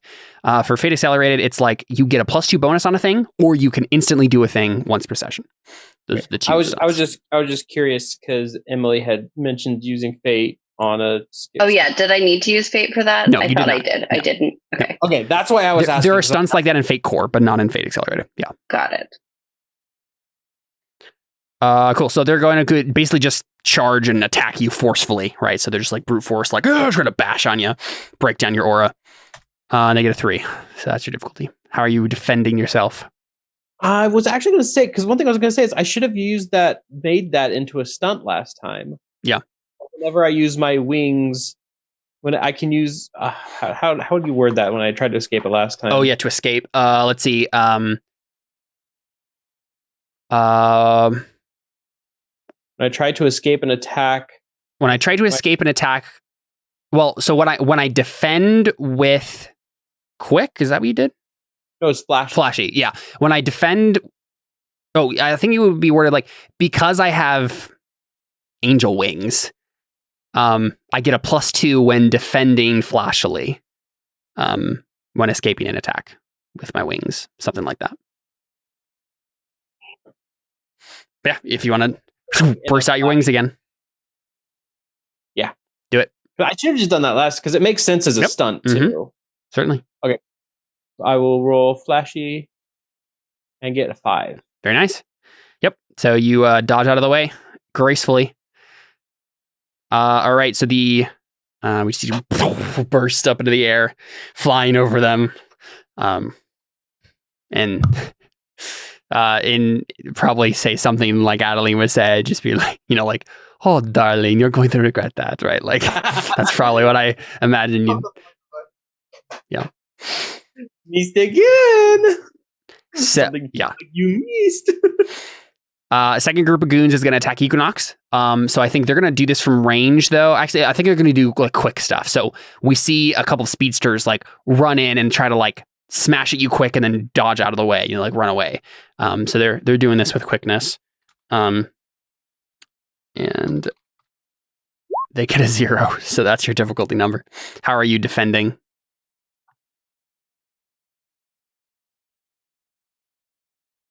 I mean, they're running really fast, right? Yeah. I probably see this coming and just shake my head and go, "You innocent noobs," for lack of a better term. And I just like get low and trip them with my staff. Right. Yeah. With your time manipulation stuff. Sweet. No, not even with my timing ability. I just like get low and just whoosh, like. Yeah. Fancy footwork. Trip them. Cool. Yeah. Sweet.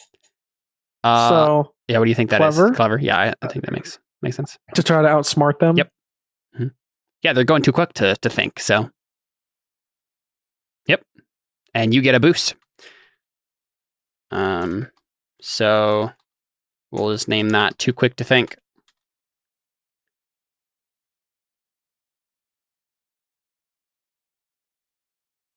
It's my job to think quick. Exactly. And the last group of goons is going to go after you, Faye. Faye, cool. Yeah, I think they are going to attack you sneakily. So a couple of them just disappear from view, and then suddenly they're behind you and trying to like stab you in the back with various things. So how are you defending yourself? I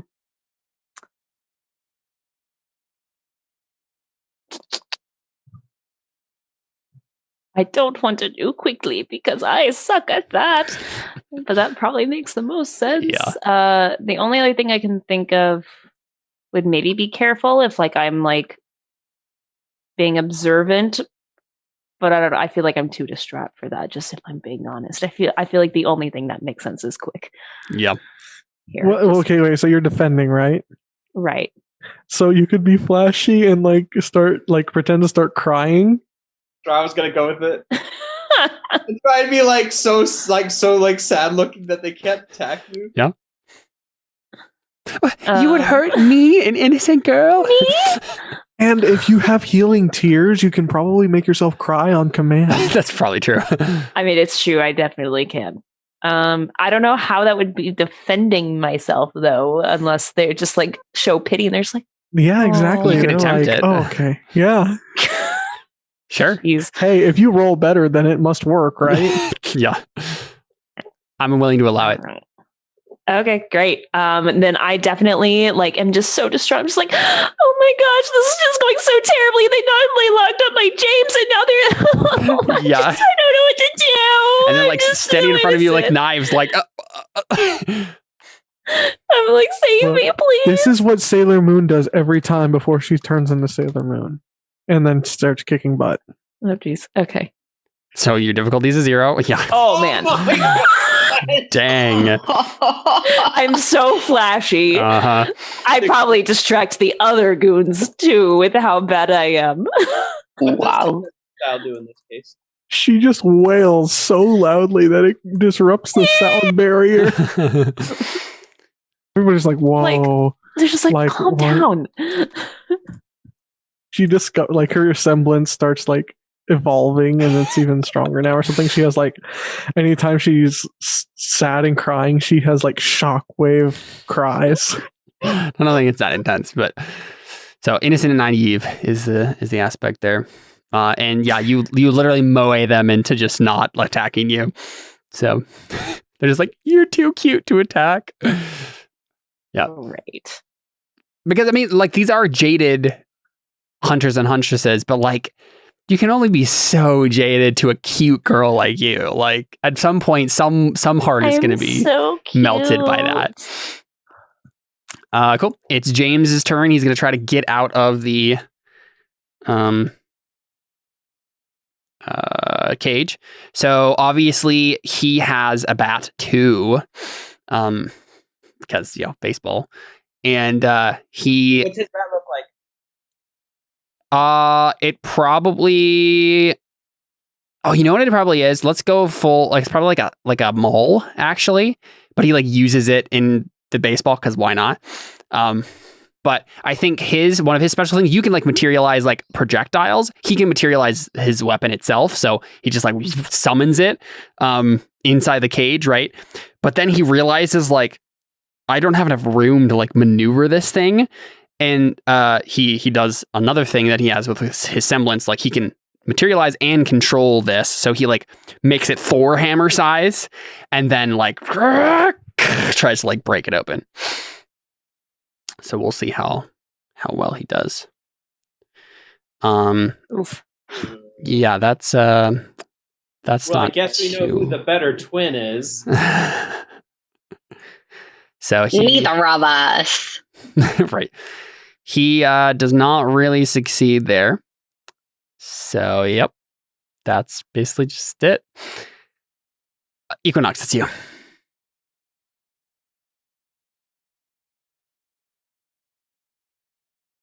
Okay, so we're on the airship right now. Is that correct? No, you're like in the village. The airship is like parked nearby. Okay. See if they left the keys in the ignition. Yeah. That's actually what I was going to think. That was my plan. I'm like, wait, if we're on the airship, I'm just going to go like start driving this thing. Sure. Yeah, do it. But I can't abandon my teammates. I'm not just going to be like, bye. Yeah, sounds good. So you're gonna do quick? Well, I'm not gonna go and try to get the thing because I don't want to abandon my teammates. Oh, okay. So I'm trying to think of what else I could do. You could generate advantage. Oh, that is one thing I was gonna say. I did want to create what is it? Starts with a T. Tyrannosaurus Rex. Yes. I want to materialize a Tyrannosaurus Rex to eat the professor. Nice. No, it's the thing where like whenever you use your wings in a way that's flashy, you can get away. Mm-hmm. What is that? That's a stunt. Stunt, not a T, starts with an S. So I want to create a stunt that anytime I try to maneuver by using my whenever I try to maneuver using my my weapon to like stab it in the walls or like use it as a pole vault sort of thing to get around and use quick, that I get that +2. Sure thing. And you're attacking someone like that? Yeah, I'm gonna basically like use my weapon to Yeah, Sweet. I'm gonna like use my weapon to actually. I think I might. Well, no, I probably need to take on the goons. I probably should take on the goons. Yeah, If you're so clever and learned anything from watching me try and attack Gatsby, it's that he's very strong, and we probably should get the goons first. yeah, that's what I'm thinking. So I think what I'm gonna do is I'm gonna like basically use my staff as a tool to bob and weave and just just make short work of these goons and honestly like practically like play with them, like toy with them. Sweet. Yeah. Go ahead. Roll that clever. They're just going to defend by trying to brute force their way through it. So just like ignore your clever tricks and just try to like. Oh. No, I was using quick with my weapon because I'm using my weapon to maneuver around them. Oh yeah. Okay, that makes sense. Sorry, misunderstood. And since I do that, I get my same thing. They're just going to try to stonewall you. Yeah, but yes. I get my stunt with that too, right? Sure. Okay. Did you just make a new one? I'm sure you just described it to me, and I apparently just didn't pay attention. Okay, you're muted. I don't like that I have to click on Zoom to hold down space to Ew, that's weird. push to talk. It is. It's like, come on. I'm pretty sure Discord got this right. Yes. Come on. Anyway, so I want to use. I want to create a stunt where when I'm using my weapon and to be quick. To maneuver around. Yeah, that makes sense. That I got the plus. Sure, I'm just making sure. I obviously missed that. So, yep, cool. It's all good. So that's a 3. Okay. No, they got a 4. That was just lucky on their part. Oh, now I'm seeing the rolls. Okay. So you got no blame, too quick to think, innocent and naive, but you also have fate points. So.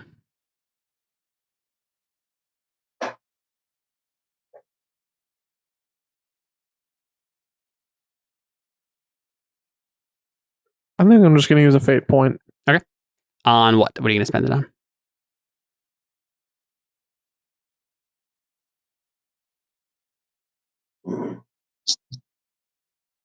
I mean, if I just did +2 to my skill roll, it would be enough. Yes, but you have to spend it on a particular aspect. You can't just say, I spend a fate point. So what aspect like on your sheet are you spending it on to like say, like, well, because I am this way, I get a +2 here. Oh, I see what you're saying. It might be good to use the too quick to think if you don't want to use a fate point. Yeah, I was thinking the same thing. Keep in mind, you can also actually spend a fate point on one of those aspects too. So you could spend a fate point on too quick to think if you don't want to get rid of that free invoke and let someone else use it.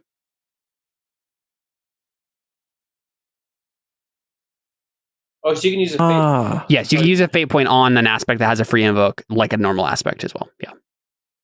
I'd like to use. Just real quick, and technically, you can double up and say, like, if you could spend a fate point on too quick to think and use the invoke, but that's the only you can't spend 2 fate points on an aspect, but you can use an invoke and spend a fate point. So, I think I want to spend a fate point on too quick to think. Sweet, sounds good. Yep. Fate points. I guess we're closing in on the end, so maybe. Yeah. Cool. Yep. So they are too quick to think, and you kind of like do a weird reversal where like they're trying to. Yeah. So they were being quick, and now they're trying to like stonewall you, and then now you're too quick for them to think. Right. Yeah, exactly. So like they like start making this wall, but I just like pole vault over them and just start taking them all like out from behind. Sweet. And that was an attack, right? That's your turn. Yes. Yeah. Sweet. So that means you got 1 over them, which means that one of them has a shift gone, but they are still up. Right. So you can pile in. So this is the way doing damage works. You can keep piling in fate points and invokes and then do more damage. Getting rid of them would be a good idea, Jordan. Yeah, I think I'm going to spend that invoke on Too Quick to Think as well. Yeah. Sweet. Yeah. Yeah. So one of them goes down, and the other one is up. Or, I mean, there's 4, I think, in each group. Let's say there's 3 in each group. So one of the 3 you're fighting is down. And you can keep piling in on that if you have other arguments. Don't use too much. Yep. Yeah, I think this is good. Sounds good. All right. Faye, it's your turn. Okay. Crying in front of these people. Yeah. Definitely. And then she uses that advantage to just knock them all out. Or she converts them. Come help us. I mean, you could roll an overcome to try to convince them to work with you. Or you can just punch them. Or smack them with your mace. Thinking about stunning them. Or stunning them, yep. We all know you're so stunning. I know, right? But if I want to stun, I can only stun one at a time, right? No, you can. So you can attack the goons as a group, and then any damage you do will carry over to the next one if you down one of them. So, okay, stunning them wouldn't actually I mean, you're just attacking them.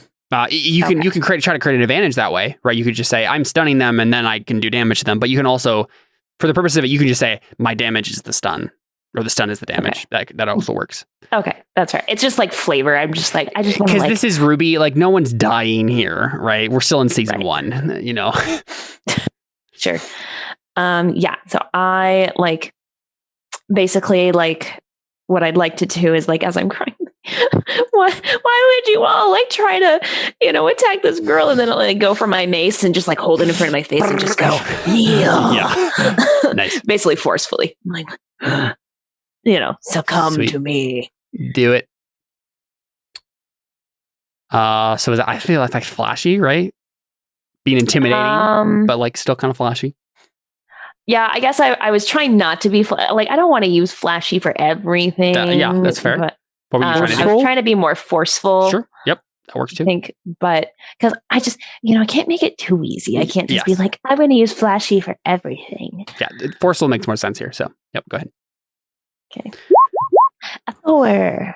And they're going to go ahead and try to defend with careful. They're just going to try to notice that you're doing this before. Okay. And they only got a 3, so you at least do one. And it's the same with the vultures. One shift is going to fill up their damage, and then one more will take them out. So one of them has a full damage. So if you wanted to spend innocent and naive, you could down that one and then fill up another one. And you can still spend a fate point on that if you want to as well. Yeah. I mean, I got that advantage die for innocent and naive, so yeah, I might as well use it, right? Mm-hmm. Yeah, I'll do that. So now that's a 6, right? So that's plus 3 above what they got.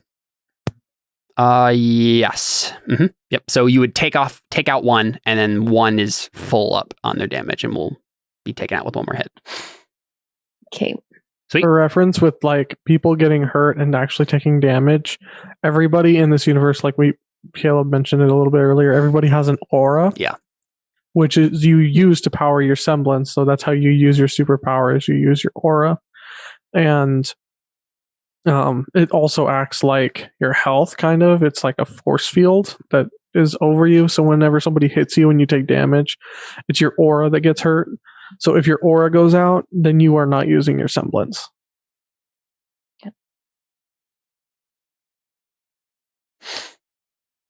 Yep. So you basically taken out their aura and then just ugh.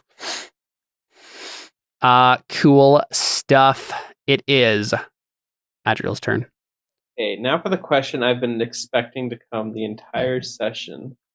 Would using a machine gun be more forceful or careful? Say that again. Would using a machine gun be more forceful or careful? Let's think about this. I would say forceful out of every. It's gonna be forceful. Okay, that's done. I don't know. I'd say flashy. You can be pretty careful. Or flashy. You can be pretty careful with other guns, but not necessarily with a machine gun. I mainly meant to control where it goes, but Look, spray and pray is totally a thing. Yeah, go ahead and do forceful. Okay, so what I'm doing is as I'm fly up, like I take my sword and kind of form it into the machine gun, and then just like kind of fly, like kind of flying kind of closely, and probably shoot the ones. How many groups are there? 3 groups of goons. I'll just shoot one of the. Group. I'll shoot at the group that was attacking you. That Jordan's character. Well, I want to go after the ones where Jordan's character was with, because I want to make sure we at least get one of them down. And so I will attack them with force. And I'm look out! It's an angel with a chain gun. Yes. Sweet. All right, and they are going to go ahead and let's see. What did they attack you with? Oh wait. Oh, forceful. Yeah, I think they did forceful. So they'll try to block with forceful, defend with forceful, and like they bring up like shields, try to block your bullets. Mm-hmm. And they do so. Unless you want to spend something. Noble aim. Because you're trying to help me out. Yes, I like it. Sure. Yep. Like you're trying to. Yep. I know. I realized afterwards I was gonna go after the ones that were going after Lissa's character, because I think Faye is a desperate weirdo and she needs help. Sure. But it's too late for that now. Yeah. So cool. So Faye is a desperate weirdo and needs help, just not right now. How much have they taken so far then? So that means that if you have one over them, one is full but not down. So I guess that my question. So how many are down in there? That little group there. Oh wait, did you fill up another one, Jordan? Because I originally had one over and then I did another 2. Yes, so that means your one shift here is going to take another one down. They only have one left. Group of goons only has one left. If I spent another fate on noble aim, it would only fill him up. It wouldn't take him out. Is the thing. No, if you spend another one, the last guy will be down. And yep. Oh, I'll spend a fate then. Take him out. On noble aim again? Yep. Huh? On noble aim. Yeah. Sweet. Essentially just make it so one is out of the turn order completely. Mm-hmm.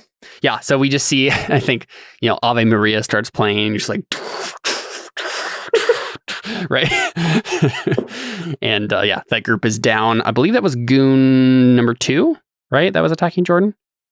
I think that's correct. I don't think it really matters. It doesn't, just but one's out of the turn order. They are out. Professor Gatsby's turn, and he is going to be looking at you, St. James, and I think he says, while you guys are fighting, he says, "Now come, Taya St. James, you are a smart girl. You can take a look at the situation here," and dodges another attack, right? And come to grips with the fact that this is the way the world works. I just look at him and I go, "You don't know me at all. I'm not smart." Okay, and then just smack him. Okay, so he is going to attempt to... He's going to try to trick you into running up against the cage, and then he's going to use his magic to open the cage and then close it again quickly. So you're stuck in there with your brother. Okay. So what are you using? I'll roll hit for him, but what are you using to try to defend against James? Difficulty is 6.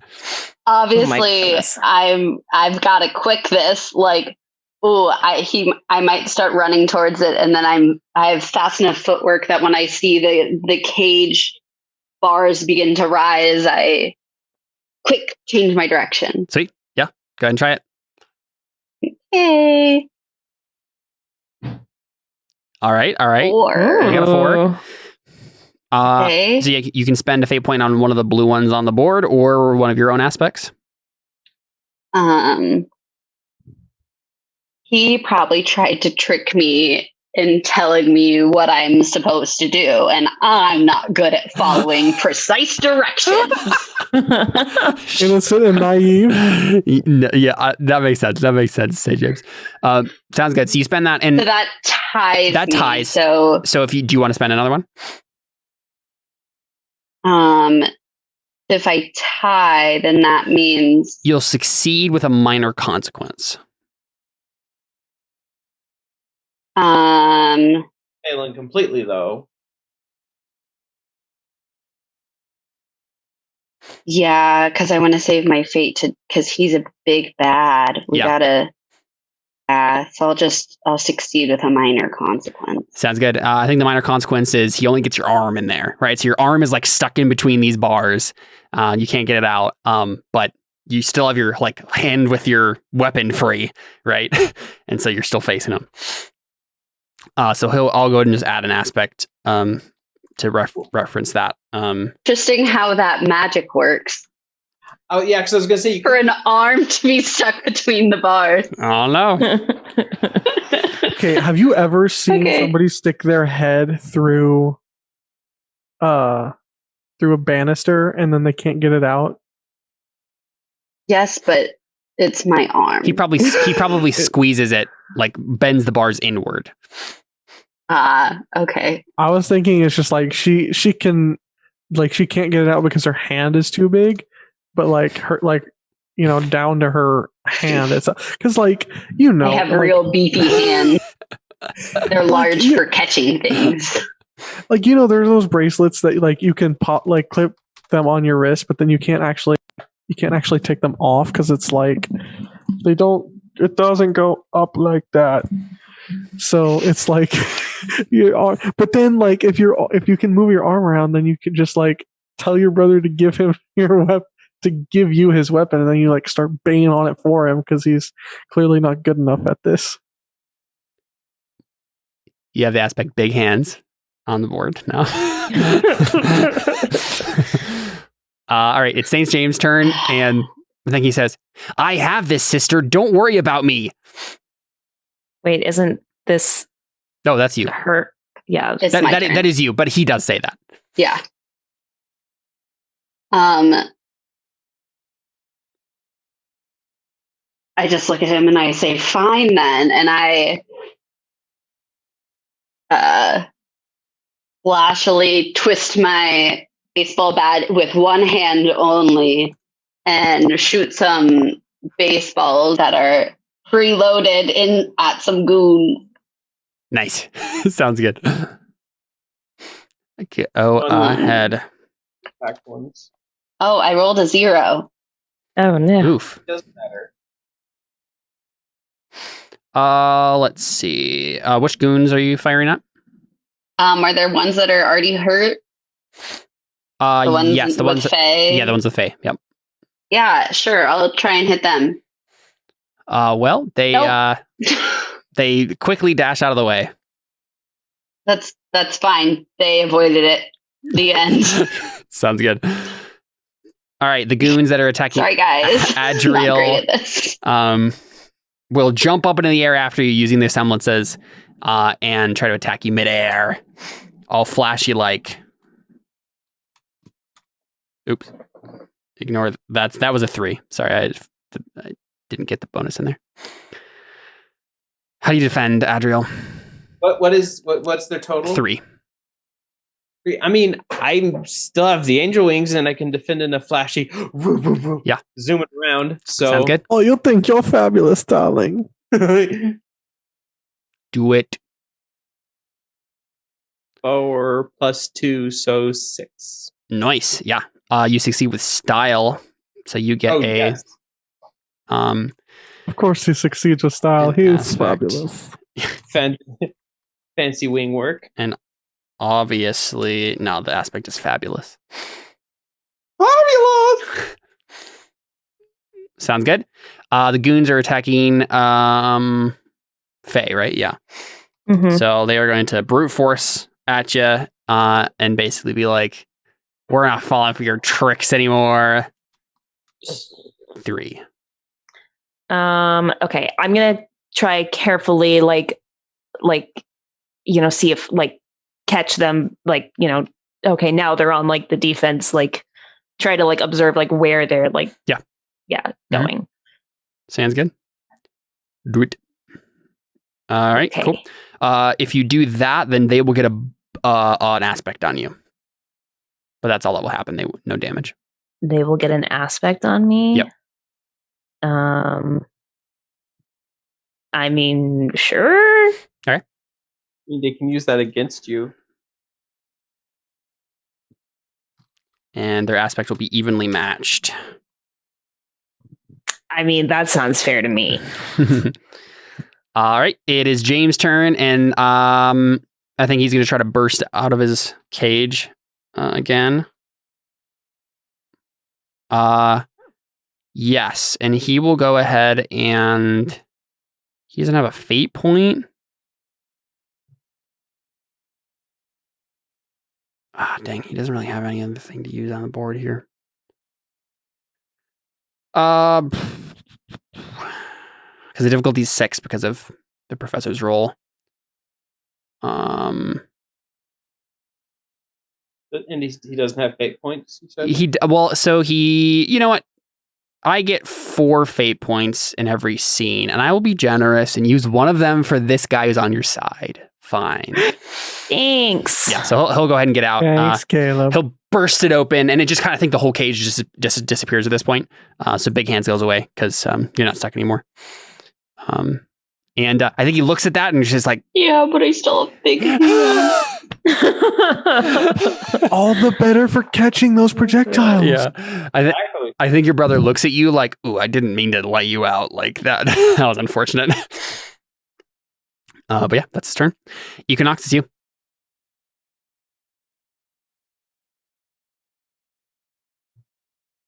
So the goons right in front of me are down for the count. Yep. You're also down for the Duke and the Viscount. There's still a couple goons that are up. Not the Baron, though. They're not down for the Baron.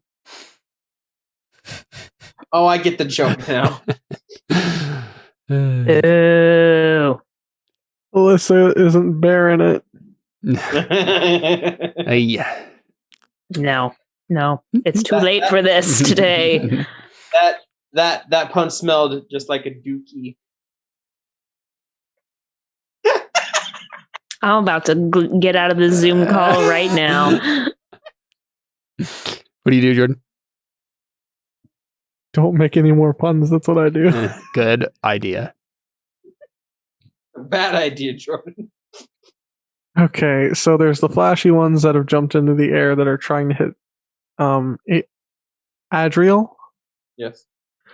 And then there are currently 2 on me. One has full Shifts. Stress. Sorry, stress. Stress, yeah.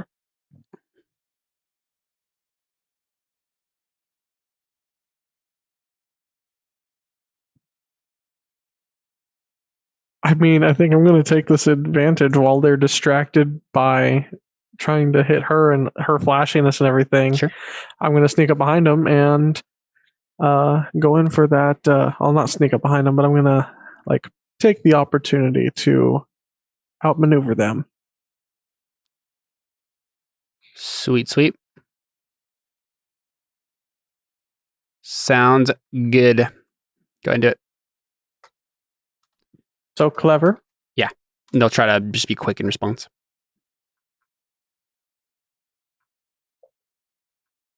But I thought you were trying to be sneaky.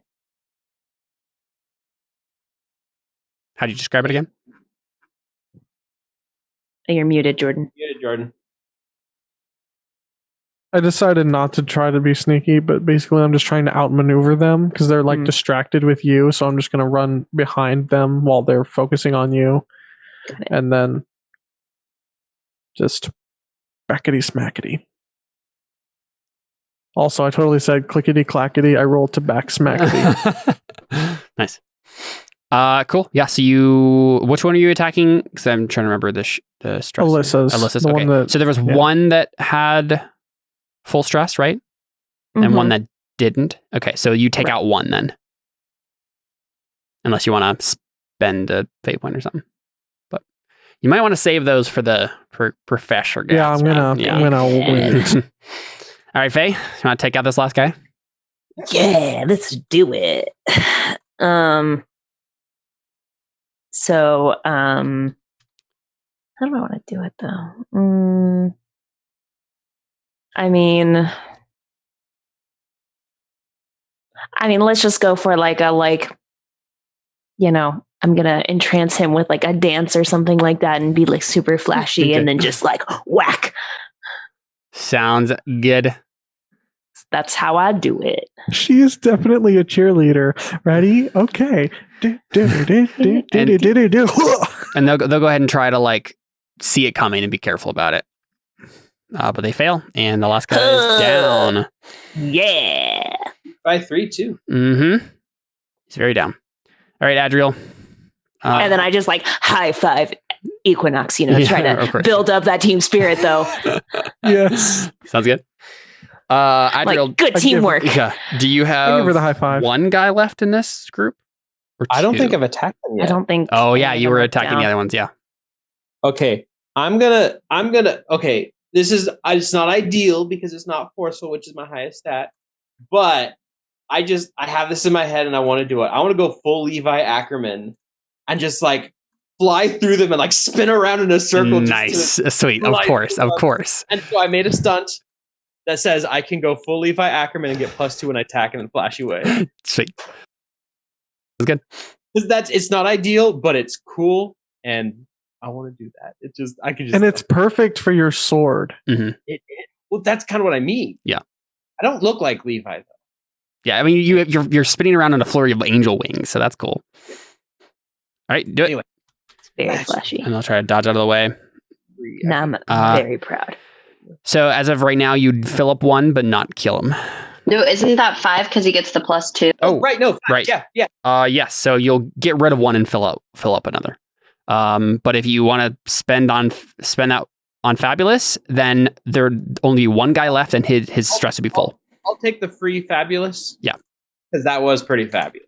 Yeah, and you could get rid of it with a fate point, but you might want to save it. So I've got 2. So he success. That's a success with style, isn't it? With an attack, it's just damage is the main thing. Okay. Yeah. Okay. I don't care. It was cool. Mm-hmm. And there's only one left. Cool stuff. Gatsby is going to let's see. I think he's gonna say something to you, Faye, and basically say, "Listen, Miss Valentine, you have to understand my motivations for doing this." And then I think he's going to say,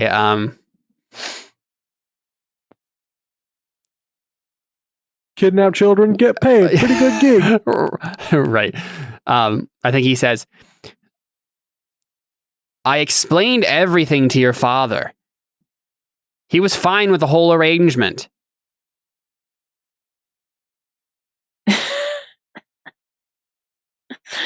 Well, in that case, and I think what he's really doing is he's trying to create an advantage and messing with your mind, right?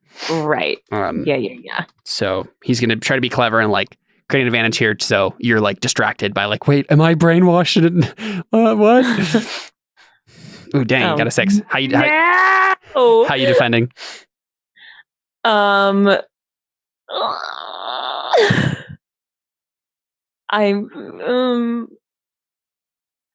I almost want to be like, do like the whole crying thing again, because I want to be like flashy, like make him pretend like he got me, like, yeah, my dad, yeah, my dad, like, yeah, what do you like pretend? Yeah, you were my dad, But then if I fail, then I'm just genuinely upset. Yeah, sounds good. Yeah, do it. Okay. Oh, oof. Oh god, no, I'm just upset. Sounds good. Don't talk about my father. All right, so. Okay, so what kind of? Yeah, I think it'll just be called "Don't Talk to My Father." Don't talk about my father. Don't talk about, yeah, that's what you said. Or daddy issues. Oh, yeah. There you go. There you That's go. the Daddy simple issues. version. My father has heard about this. That's pretty good. Gosh, we have so many disadvantages. I'd just like to point out right now, and like no advantages. I'm trying to not acknowledge them, so Caleb maybe forgets about them. I'm not forgetting about them. I still have 3 fate points to use too. Wait until my father is about this. Cool. And he gets 2 invokes on that because he succeeded so highly. Jeez. All right, St. James. There's one goon with like 0 health left, but yeah. Yeah, look, I don't think I hands against him. I'm not doing well. Yeah. It's the one. So since I am next to St. James right now, I want to try and create an advantage against him. Okay. And use my quickness to try and slide into him to trip him up. You're trying to trip up Gatsby or your brother? Gatsby. Okay, this the way you worded that just seemed weird. Like you mentioned your brother and then. Oh, did I? Sorry. You're good. Yeah, sounds good. You're gonna slide into home base, as it were. Yep. Okay. 5. Ooh, nice. That's good. Believe it or not, this is a move that Sub-Zero uses in Mortal Kombat. Nice. Yeah, so I think he is slightly distracted by he's spending so much effort like talking to Faye that he's not going to use clever here. He will go ahead and use just quick, like at the last second he'll realize what you're doing and then have to try to dodge out of the way. That is not the roll. That is I not rolled right. a 46. He did not get 18. 18. I was like, what the heck? I was thinking his clever was his stat. But apparently it was his quick. I was surprised there too. I was like, what? I was like, you're dead. Like you died. No, okay. What? Oh, I did 66. Yeah. Wow, that one was even worse than last. Can you please roll 40F? Yeah, I did. There you go. Nice. I did it.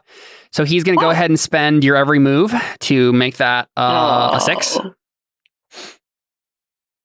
Okay. So then if I don't do anything, I just like don't get the advantage against him. Yep. That's it. I think that's probably good because then that just used one of his free invokes. Yeah, that's true. Yeah, so I don't think I'm going to do anything. Yeah, so he manages to dodge out of the way, but like pretty last second, and you're like, he's like, oh, like you almost got the drop on me, like. Like I'm useless. It's all good. It's all good. The last goon is gonna run away. He's gonna be like, I don't get paid enough for this. Bye. Probably then. Adriel will probably yell out the coward, Yeah. All right, it's James' turn, and I think he's going to look at you, St. James, and then be like, she has a good idea here. And then I think what he's going to do is, let's see.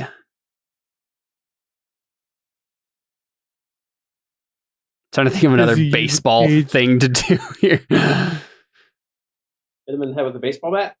Put him in the penalty box. Penalty box? Okay, yeah. So James decides to like be cheesy here, and he steps up like to the proverbial plate, right, and takes his hammer. And I think he says, "You put me in the penalty box, coach," but I'm trying to think of what else he would say. Audience, I am aware penalty boxes do not exist in baseball. These non-sporty people are unaware of that fact. Okay, so he doesn't say that because I don't know sports at all. Go for a touchdown there, Caleb. Yeah, exactly. I'll just say you tried to bench me, right? Like you tried to bench me. Yeah, sure. You tried to bench me, but you forgot one. You forgot one thing. I don't know. Like I don't know what it is either. I don't know. But you forgot it too. I don't know what the little clever line is here. I think he doesn't think of anything either, right? He's not smart. Okay, so he says, "Try to bench me, coach," but you couldn't. But you couldn't. Yeah.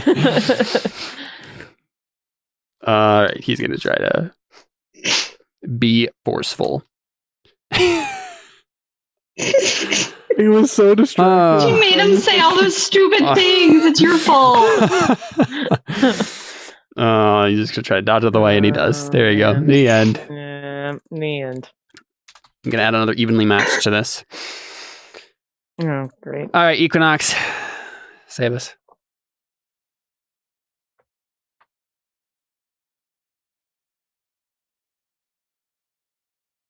Okay.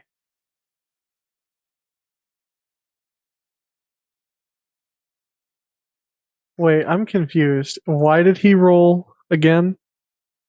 I was just rolling for James and for him. Oh, I see. I see. Because he was trying to hit the other St. James. Yeah. The artist previously known as St. James.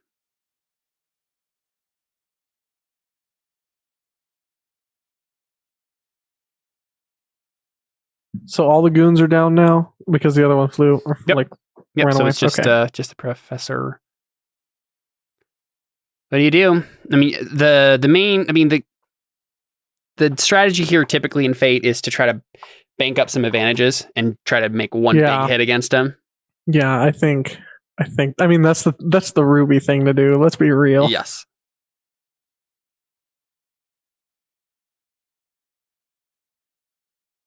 I think I just shout, "I've got a plan." Yeah. What are you doing?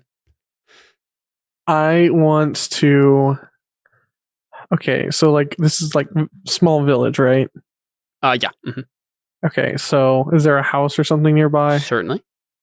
I want to jump. I want to run and climb up the side of the house, jump off the top, and jump over him and shoot my machine gun over the top of him. You have a machine gun too? Yeah.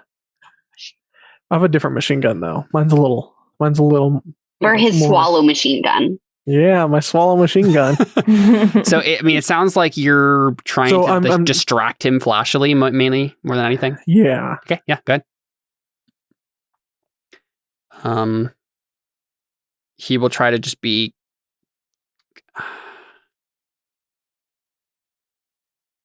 careful and like pay attention to the fact that like, oh, you're not actually trying to shoot me. You're just distracting me. So he got a 1. Oh, he got a -1. Oh my gosh, what? What the heck? Well. I just leave it.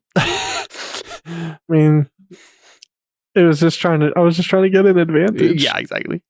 Yeah, nothing happens, I think. You just do not distract him. I probably like try to shoot all around him. Yeah. And he just doesn't notice. Yeah. He's a little he realizes on other things. He looks at you once and he's like, he's not going to shoot me, and then just goes back to what he was doing. All right, Faye. He's making you distraught. Don't talk about my dad. I'm trying to think of a way I can like try to give us an advantage here. I mean, I could try to make another cheesy speech. Yeah. So she like wipes away, the snot and the tears. Yeah.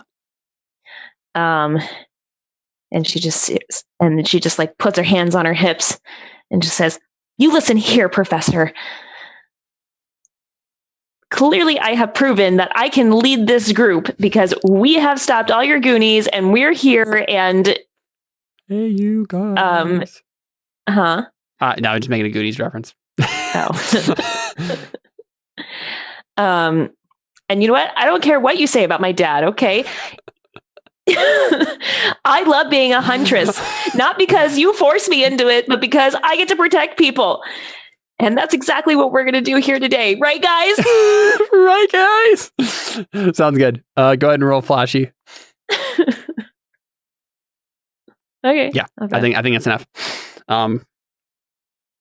to inspire everyone. And I'm just going to go ahead and name it, "Hey, you guys." Okie dokie. Well, there's one advantage. Okie dokie literature club. It's Mario and Luigi. But in a dating. Oh, and that's actually a 6, I just realized, because I have a stunt. This is not okie nice. dokie. Cool. So you get 2 free invokes on it. Woo! I'm so inspirational. You are indeed. I'm going to Adriel. fly and just try and skewer him with my sword as forcefully as I can. All right. Go ahead and roll that forceful. He's going to try to dodge out of the way cleverly. See your trajectory. Oh. Wow, he got so bad. Whoa. Wow. I mean, if you want to do some damage to him, you could just spend those 2 free invokes and then spend a couple fate points. How much damage do we need to do? I mean, you don't know. Look, I mean, at this point, you're the first person who's even gotten close to hitting him. So we maybe should use all of the free stuff at least. I'm going to save 1 fate point just in case. But I will spend 1 fate point and use the 2 invokes. Sounds Bring good. it up. Well, To 12, nice. Well, okay, yeah. Sounds good. So you do 8 over him. Man. Keyword. Yeah, I think that's it. I think you do it. There we go. That's what I was like, we have to. Yeah. No, I think that's enough. it's like he's just so distracted by that. I was like, it's like you see it from the other side, the sword. Okay. Are we wanting this to end, or should I play devil's advocate here? Oh, what are you trying to do? No. Caleb, you have all those little red boxes. Oh, yeah, still. duh. Yeah, What am I like thinking? that. So, it's a fair point, but also it's 10 o'clock. Yeah, it's late. So I'll give it to you guys. Let's say this. I think it's fun to have the scene framed like he's in control of everything, right? Like he's sidestepping and whatnot. And then we get the moment of Adriel comes up from behind him and stabs him, and then just and goes down. And then it's obvious that everyone who looked really hassled and stressed about this suddenly just stands up straight, and they're looks at Equinox, and he just nods, because before this, let's flash back, and he's just listen, this is going to be his strategy, and this is what he did. Okay, if you're cool with this, Jordan, maybe you did this. You used your time manipulation to freeze everyone but your team, and then you had a quick team meeting, and you're this is the plan. And then everyone perfectly kind of coordinated and made it look like they were about to be defeated. And then Adriel sneaks up behind him, and he goes down.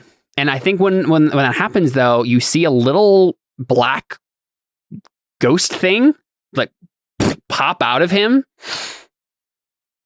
and he suddenly he's on the dead, right? So he just sputters and looks up at you, and then just says, "What happened? What? No, our plans, all of our plans." And you see this little ghost Grim, right? So this little ghost with a little skull mask, and he laughs maniacally as he spins around and runs away. And the whole thing is it was a Grim plan all along. They knew that this was happening with the abducting things, and they're we want this ring to get discovered so that they're not training as many hunters and huntresses. And so there's this moment, maybe Equinox, where you look up and you're maybe some Grim are smart after all, right? I thought this was a human plan, but there's more to Grim than I realized. Yeah, I think I'm just something is very, very wrong. And I think that's where we end our session, except for a quick epilogue. We realize season 2 is really a darker season when everything's not happy and all of the professors are not on our side. Exactly, yeah. But yeah, I think James comes up to you, Taya, and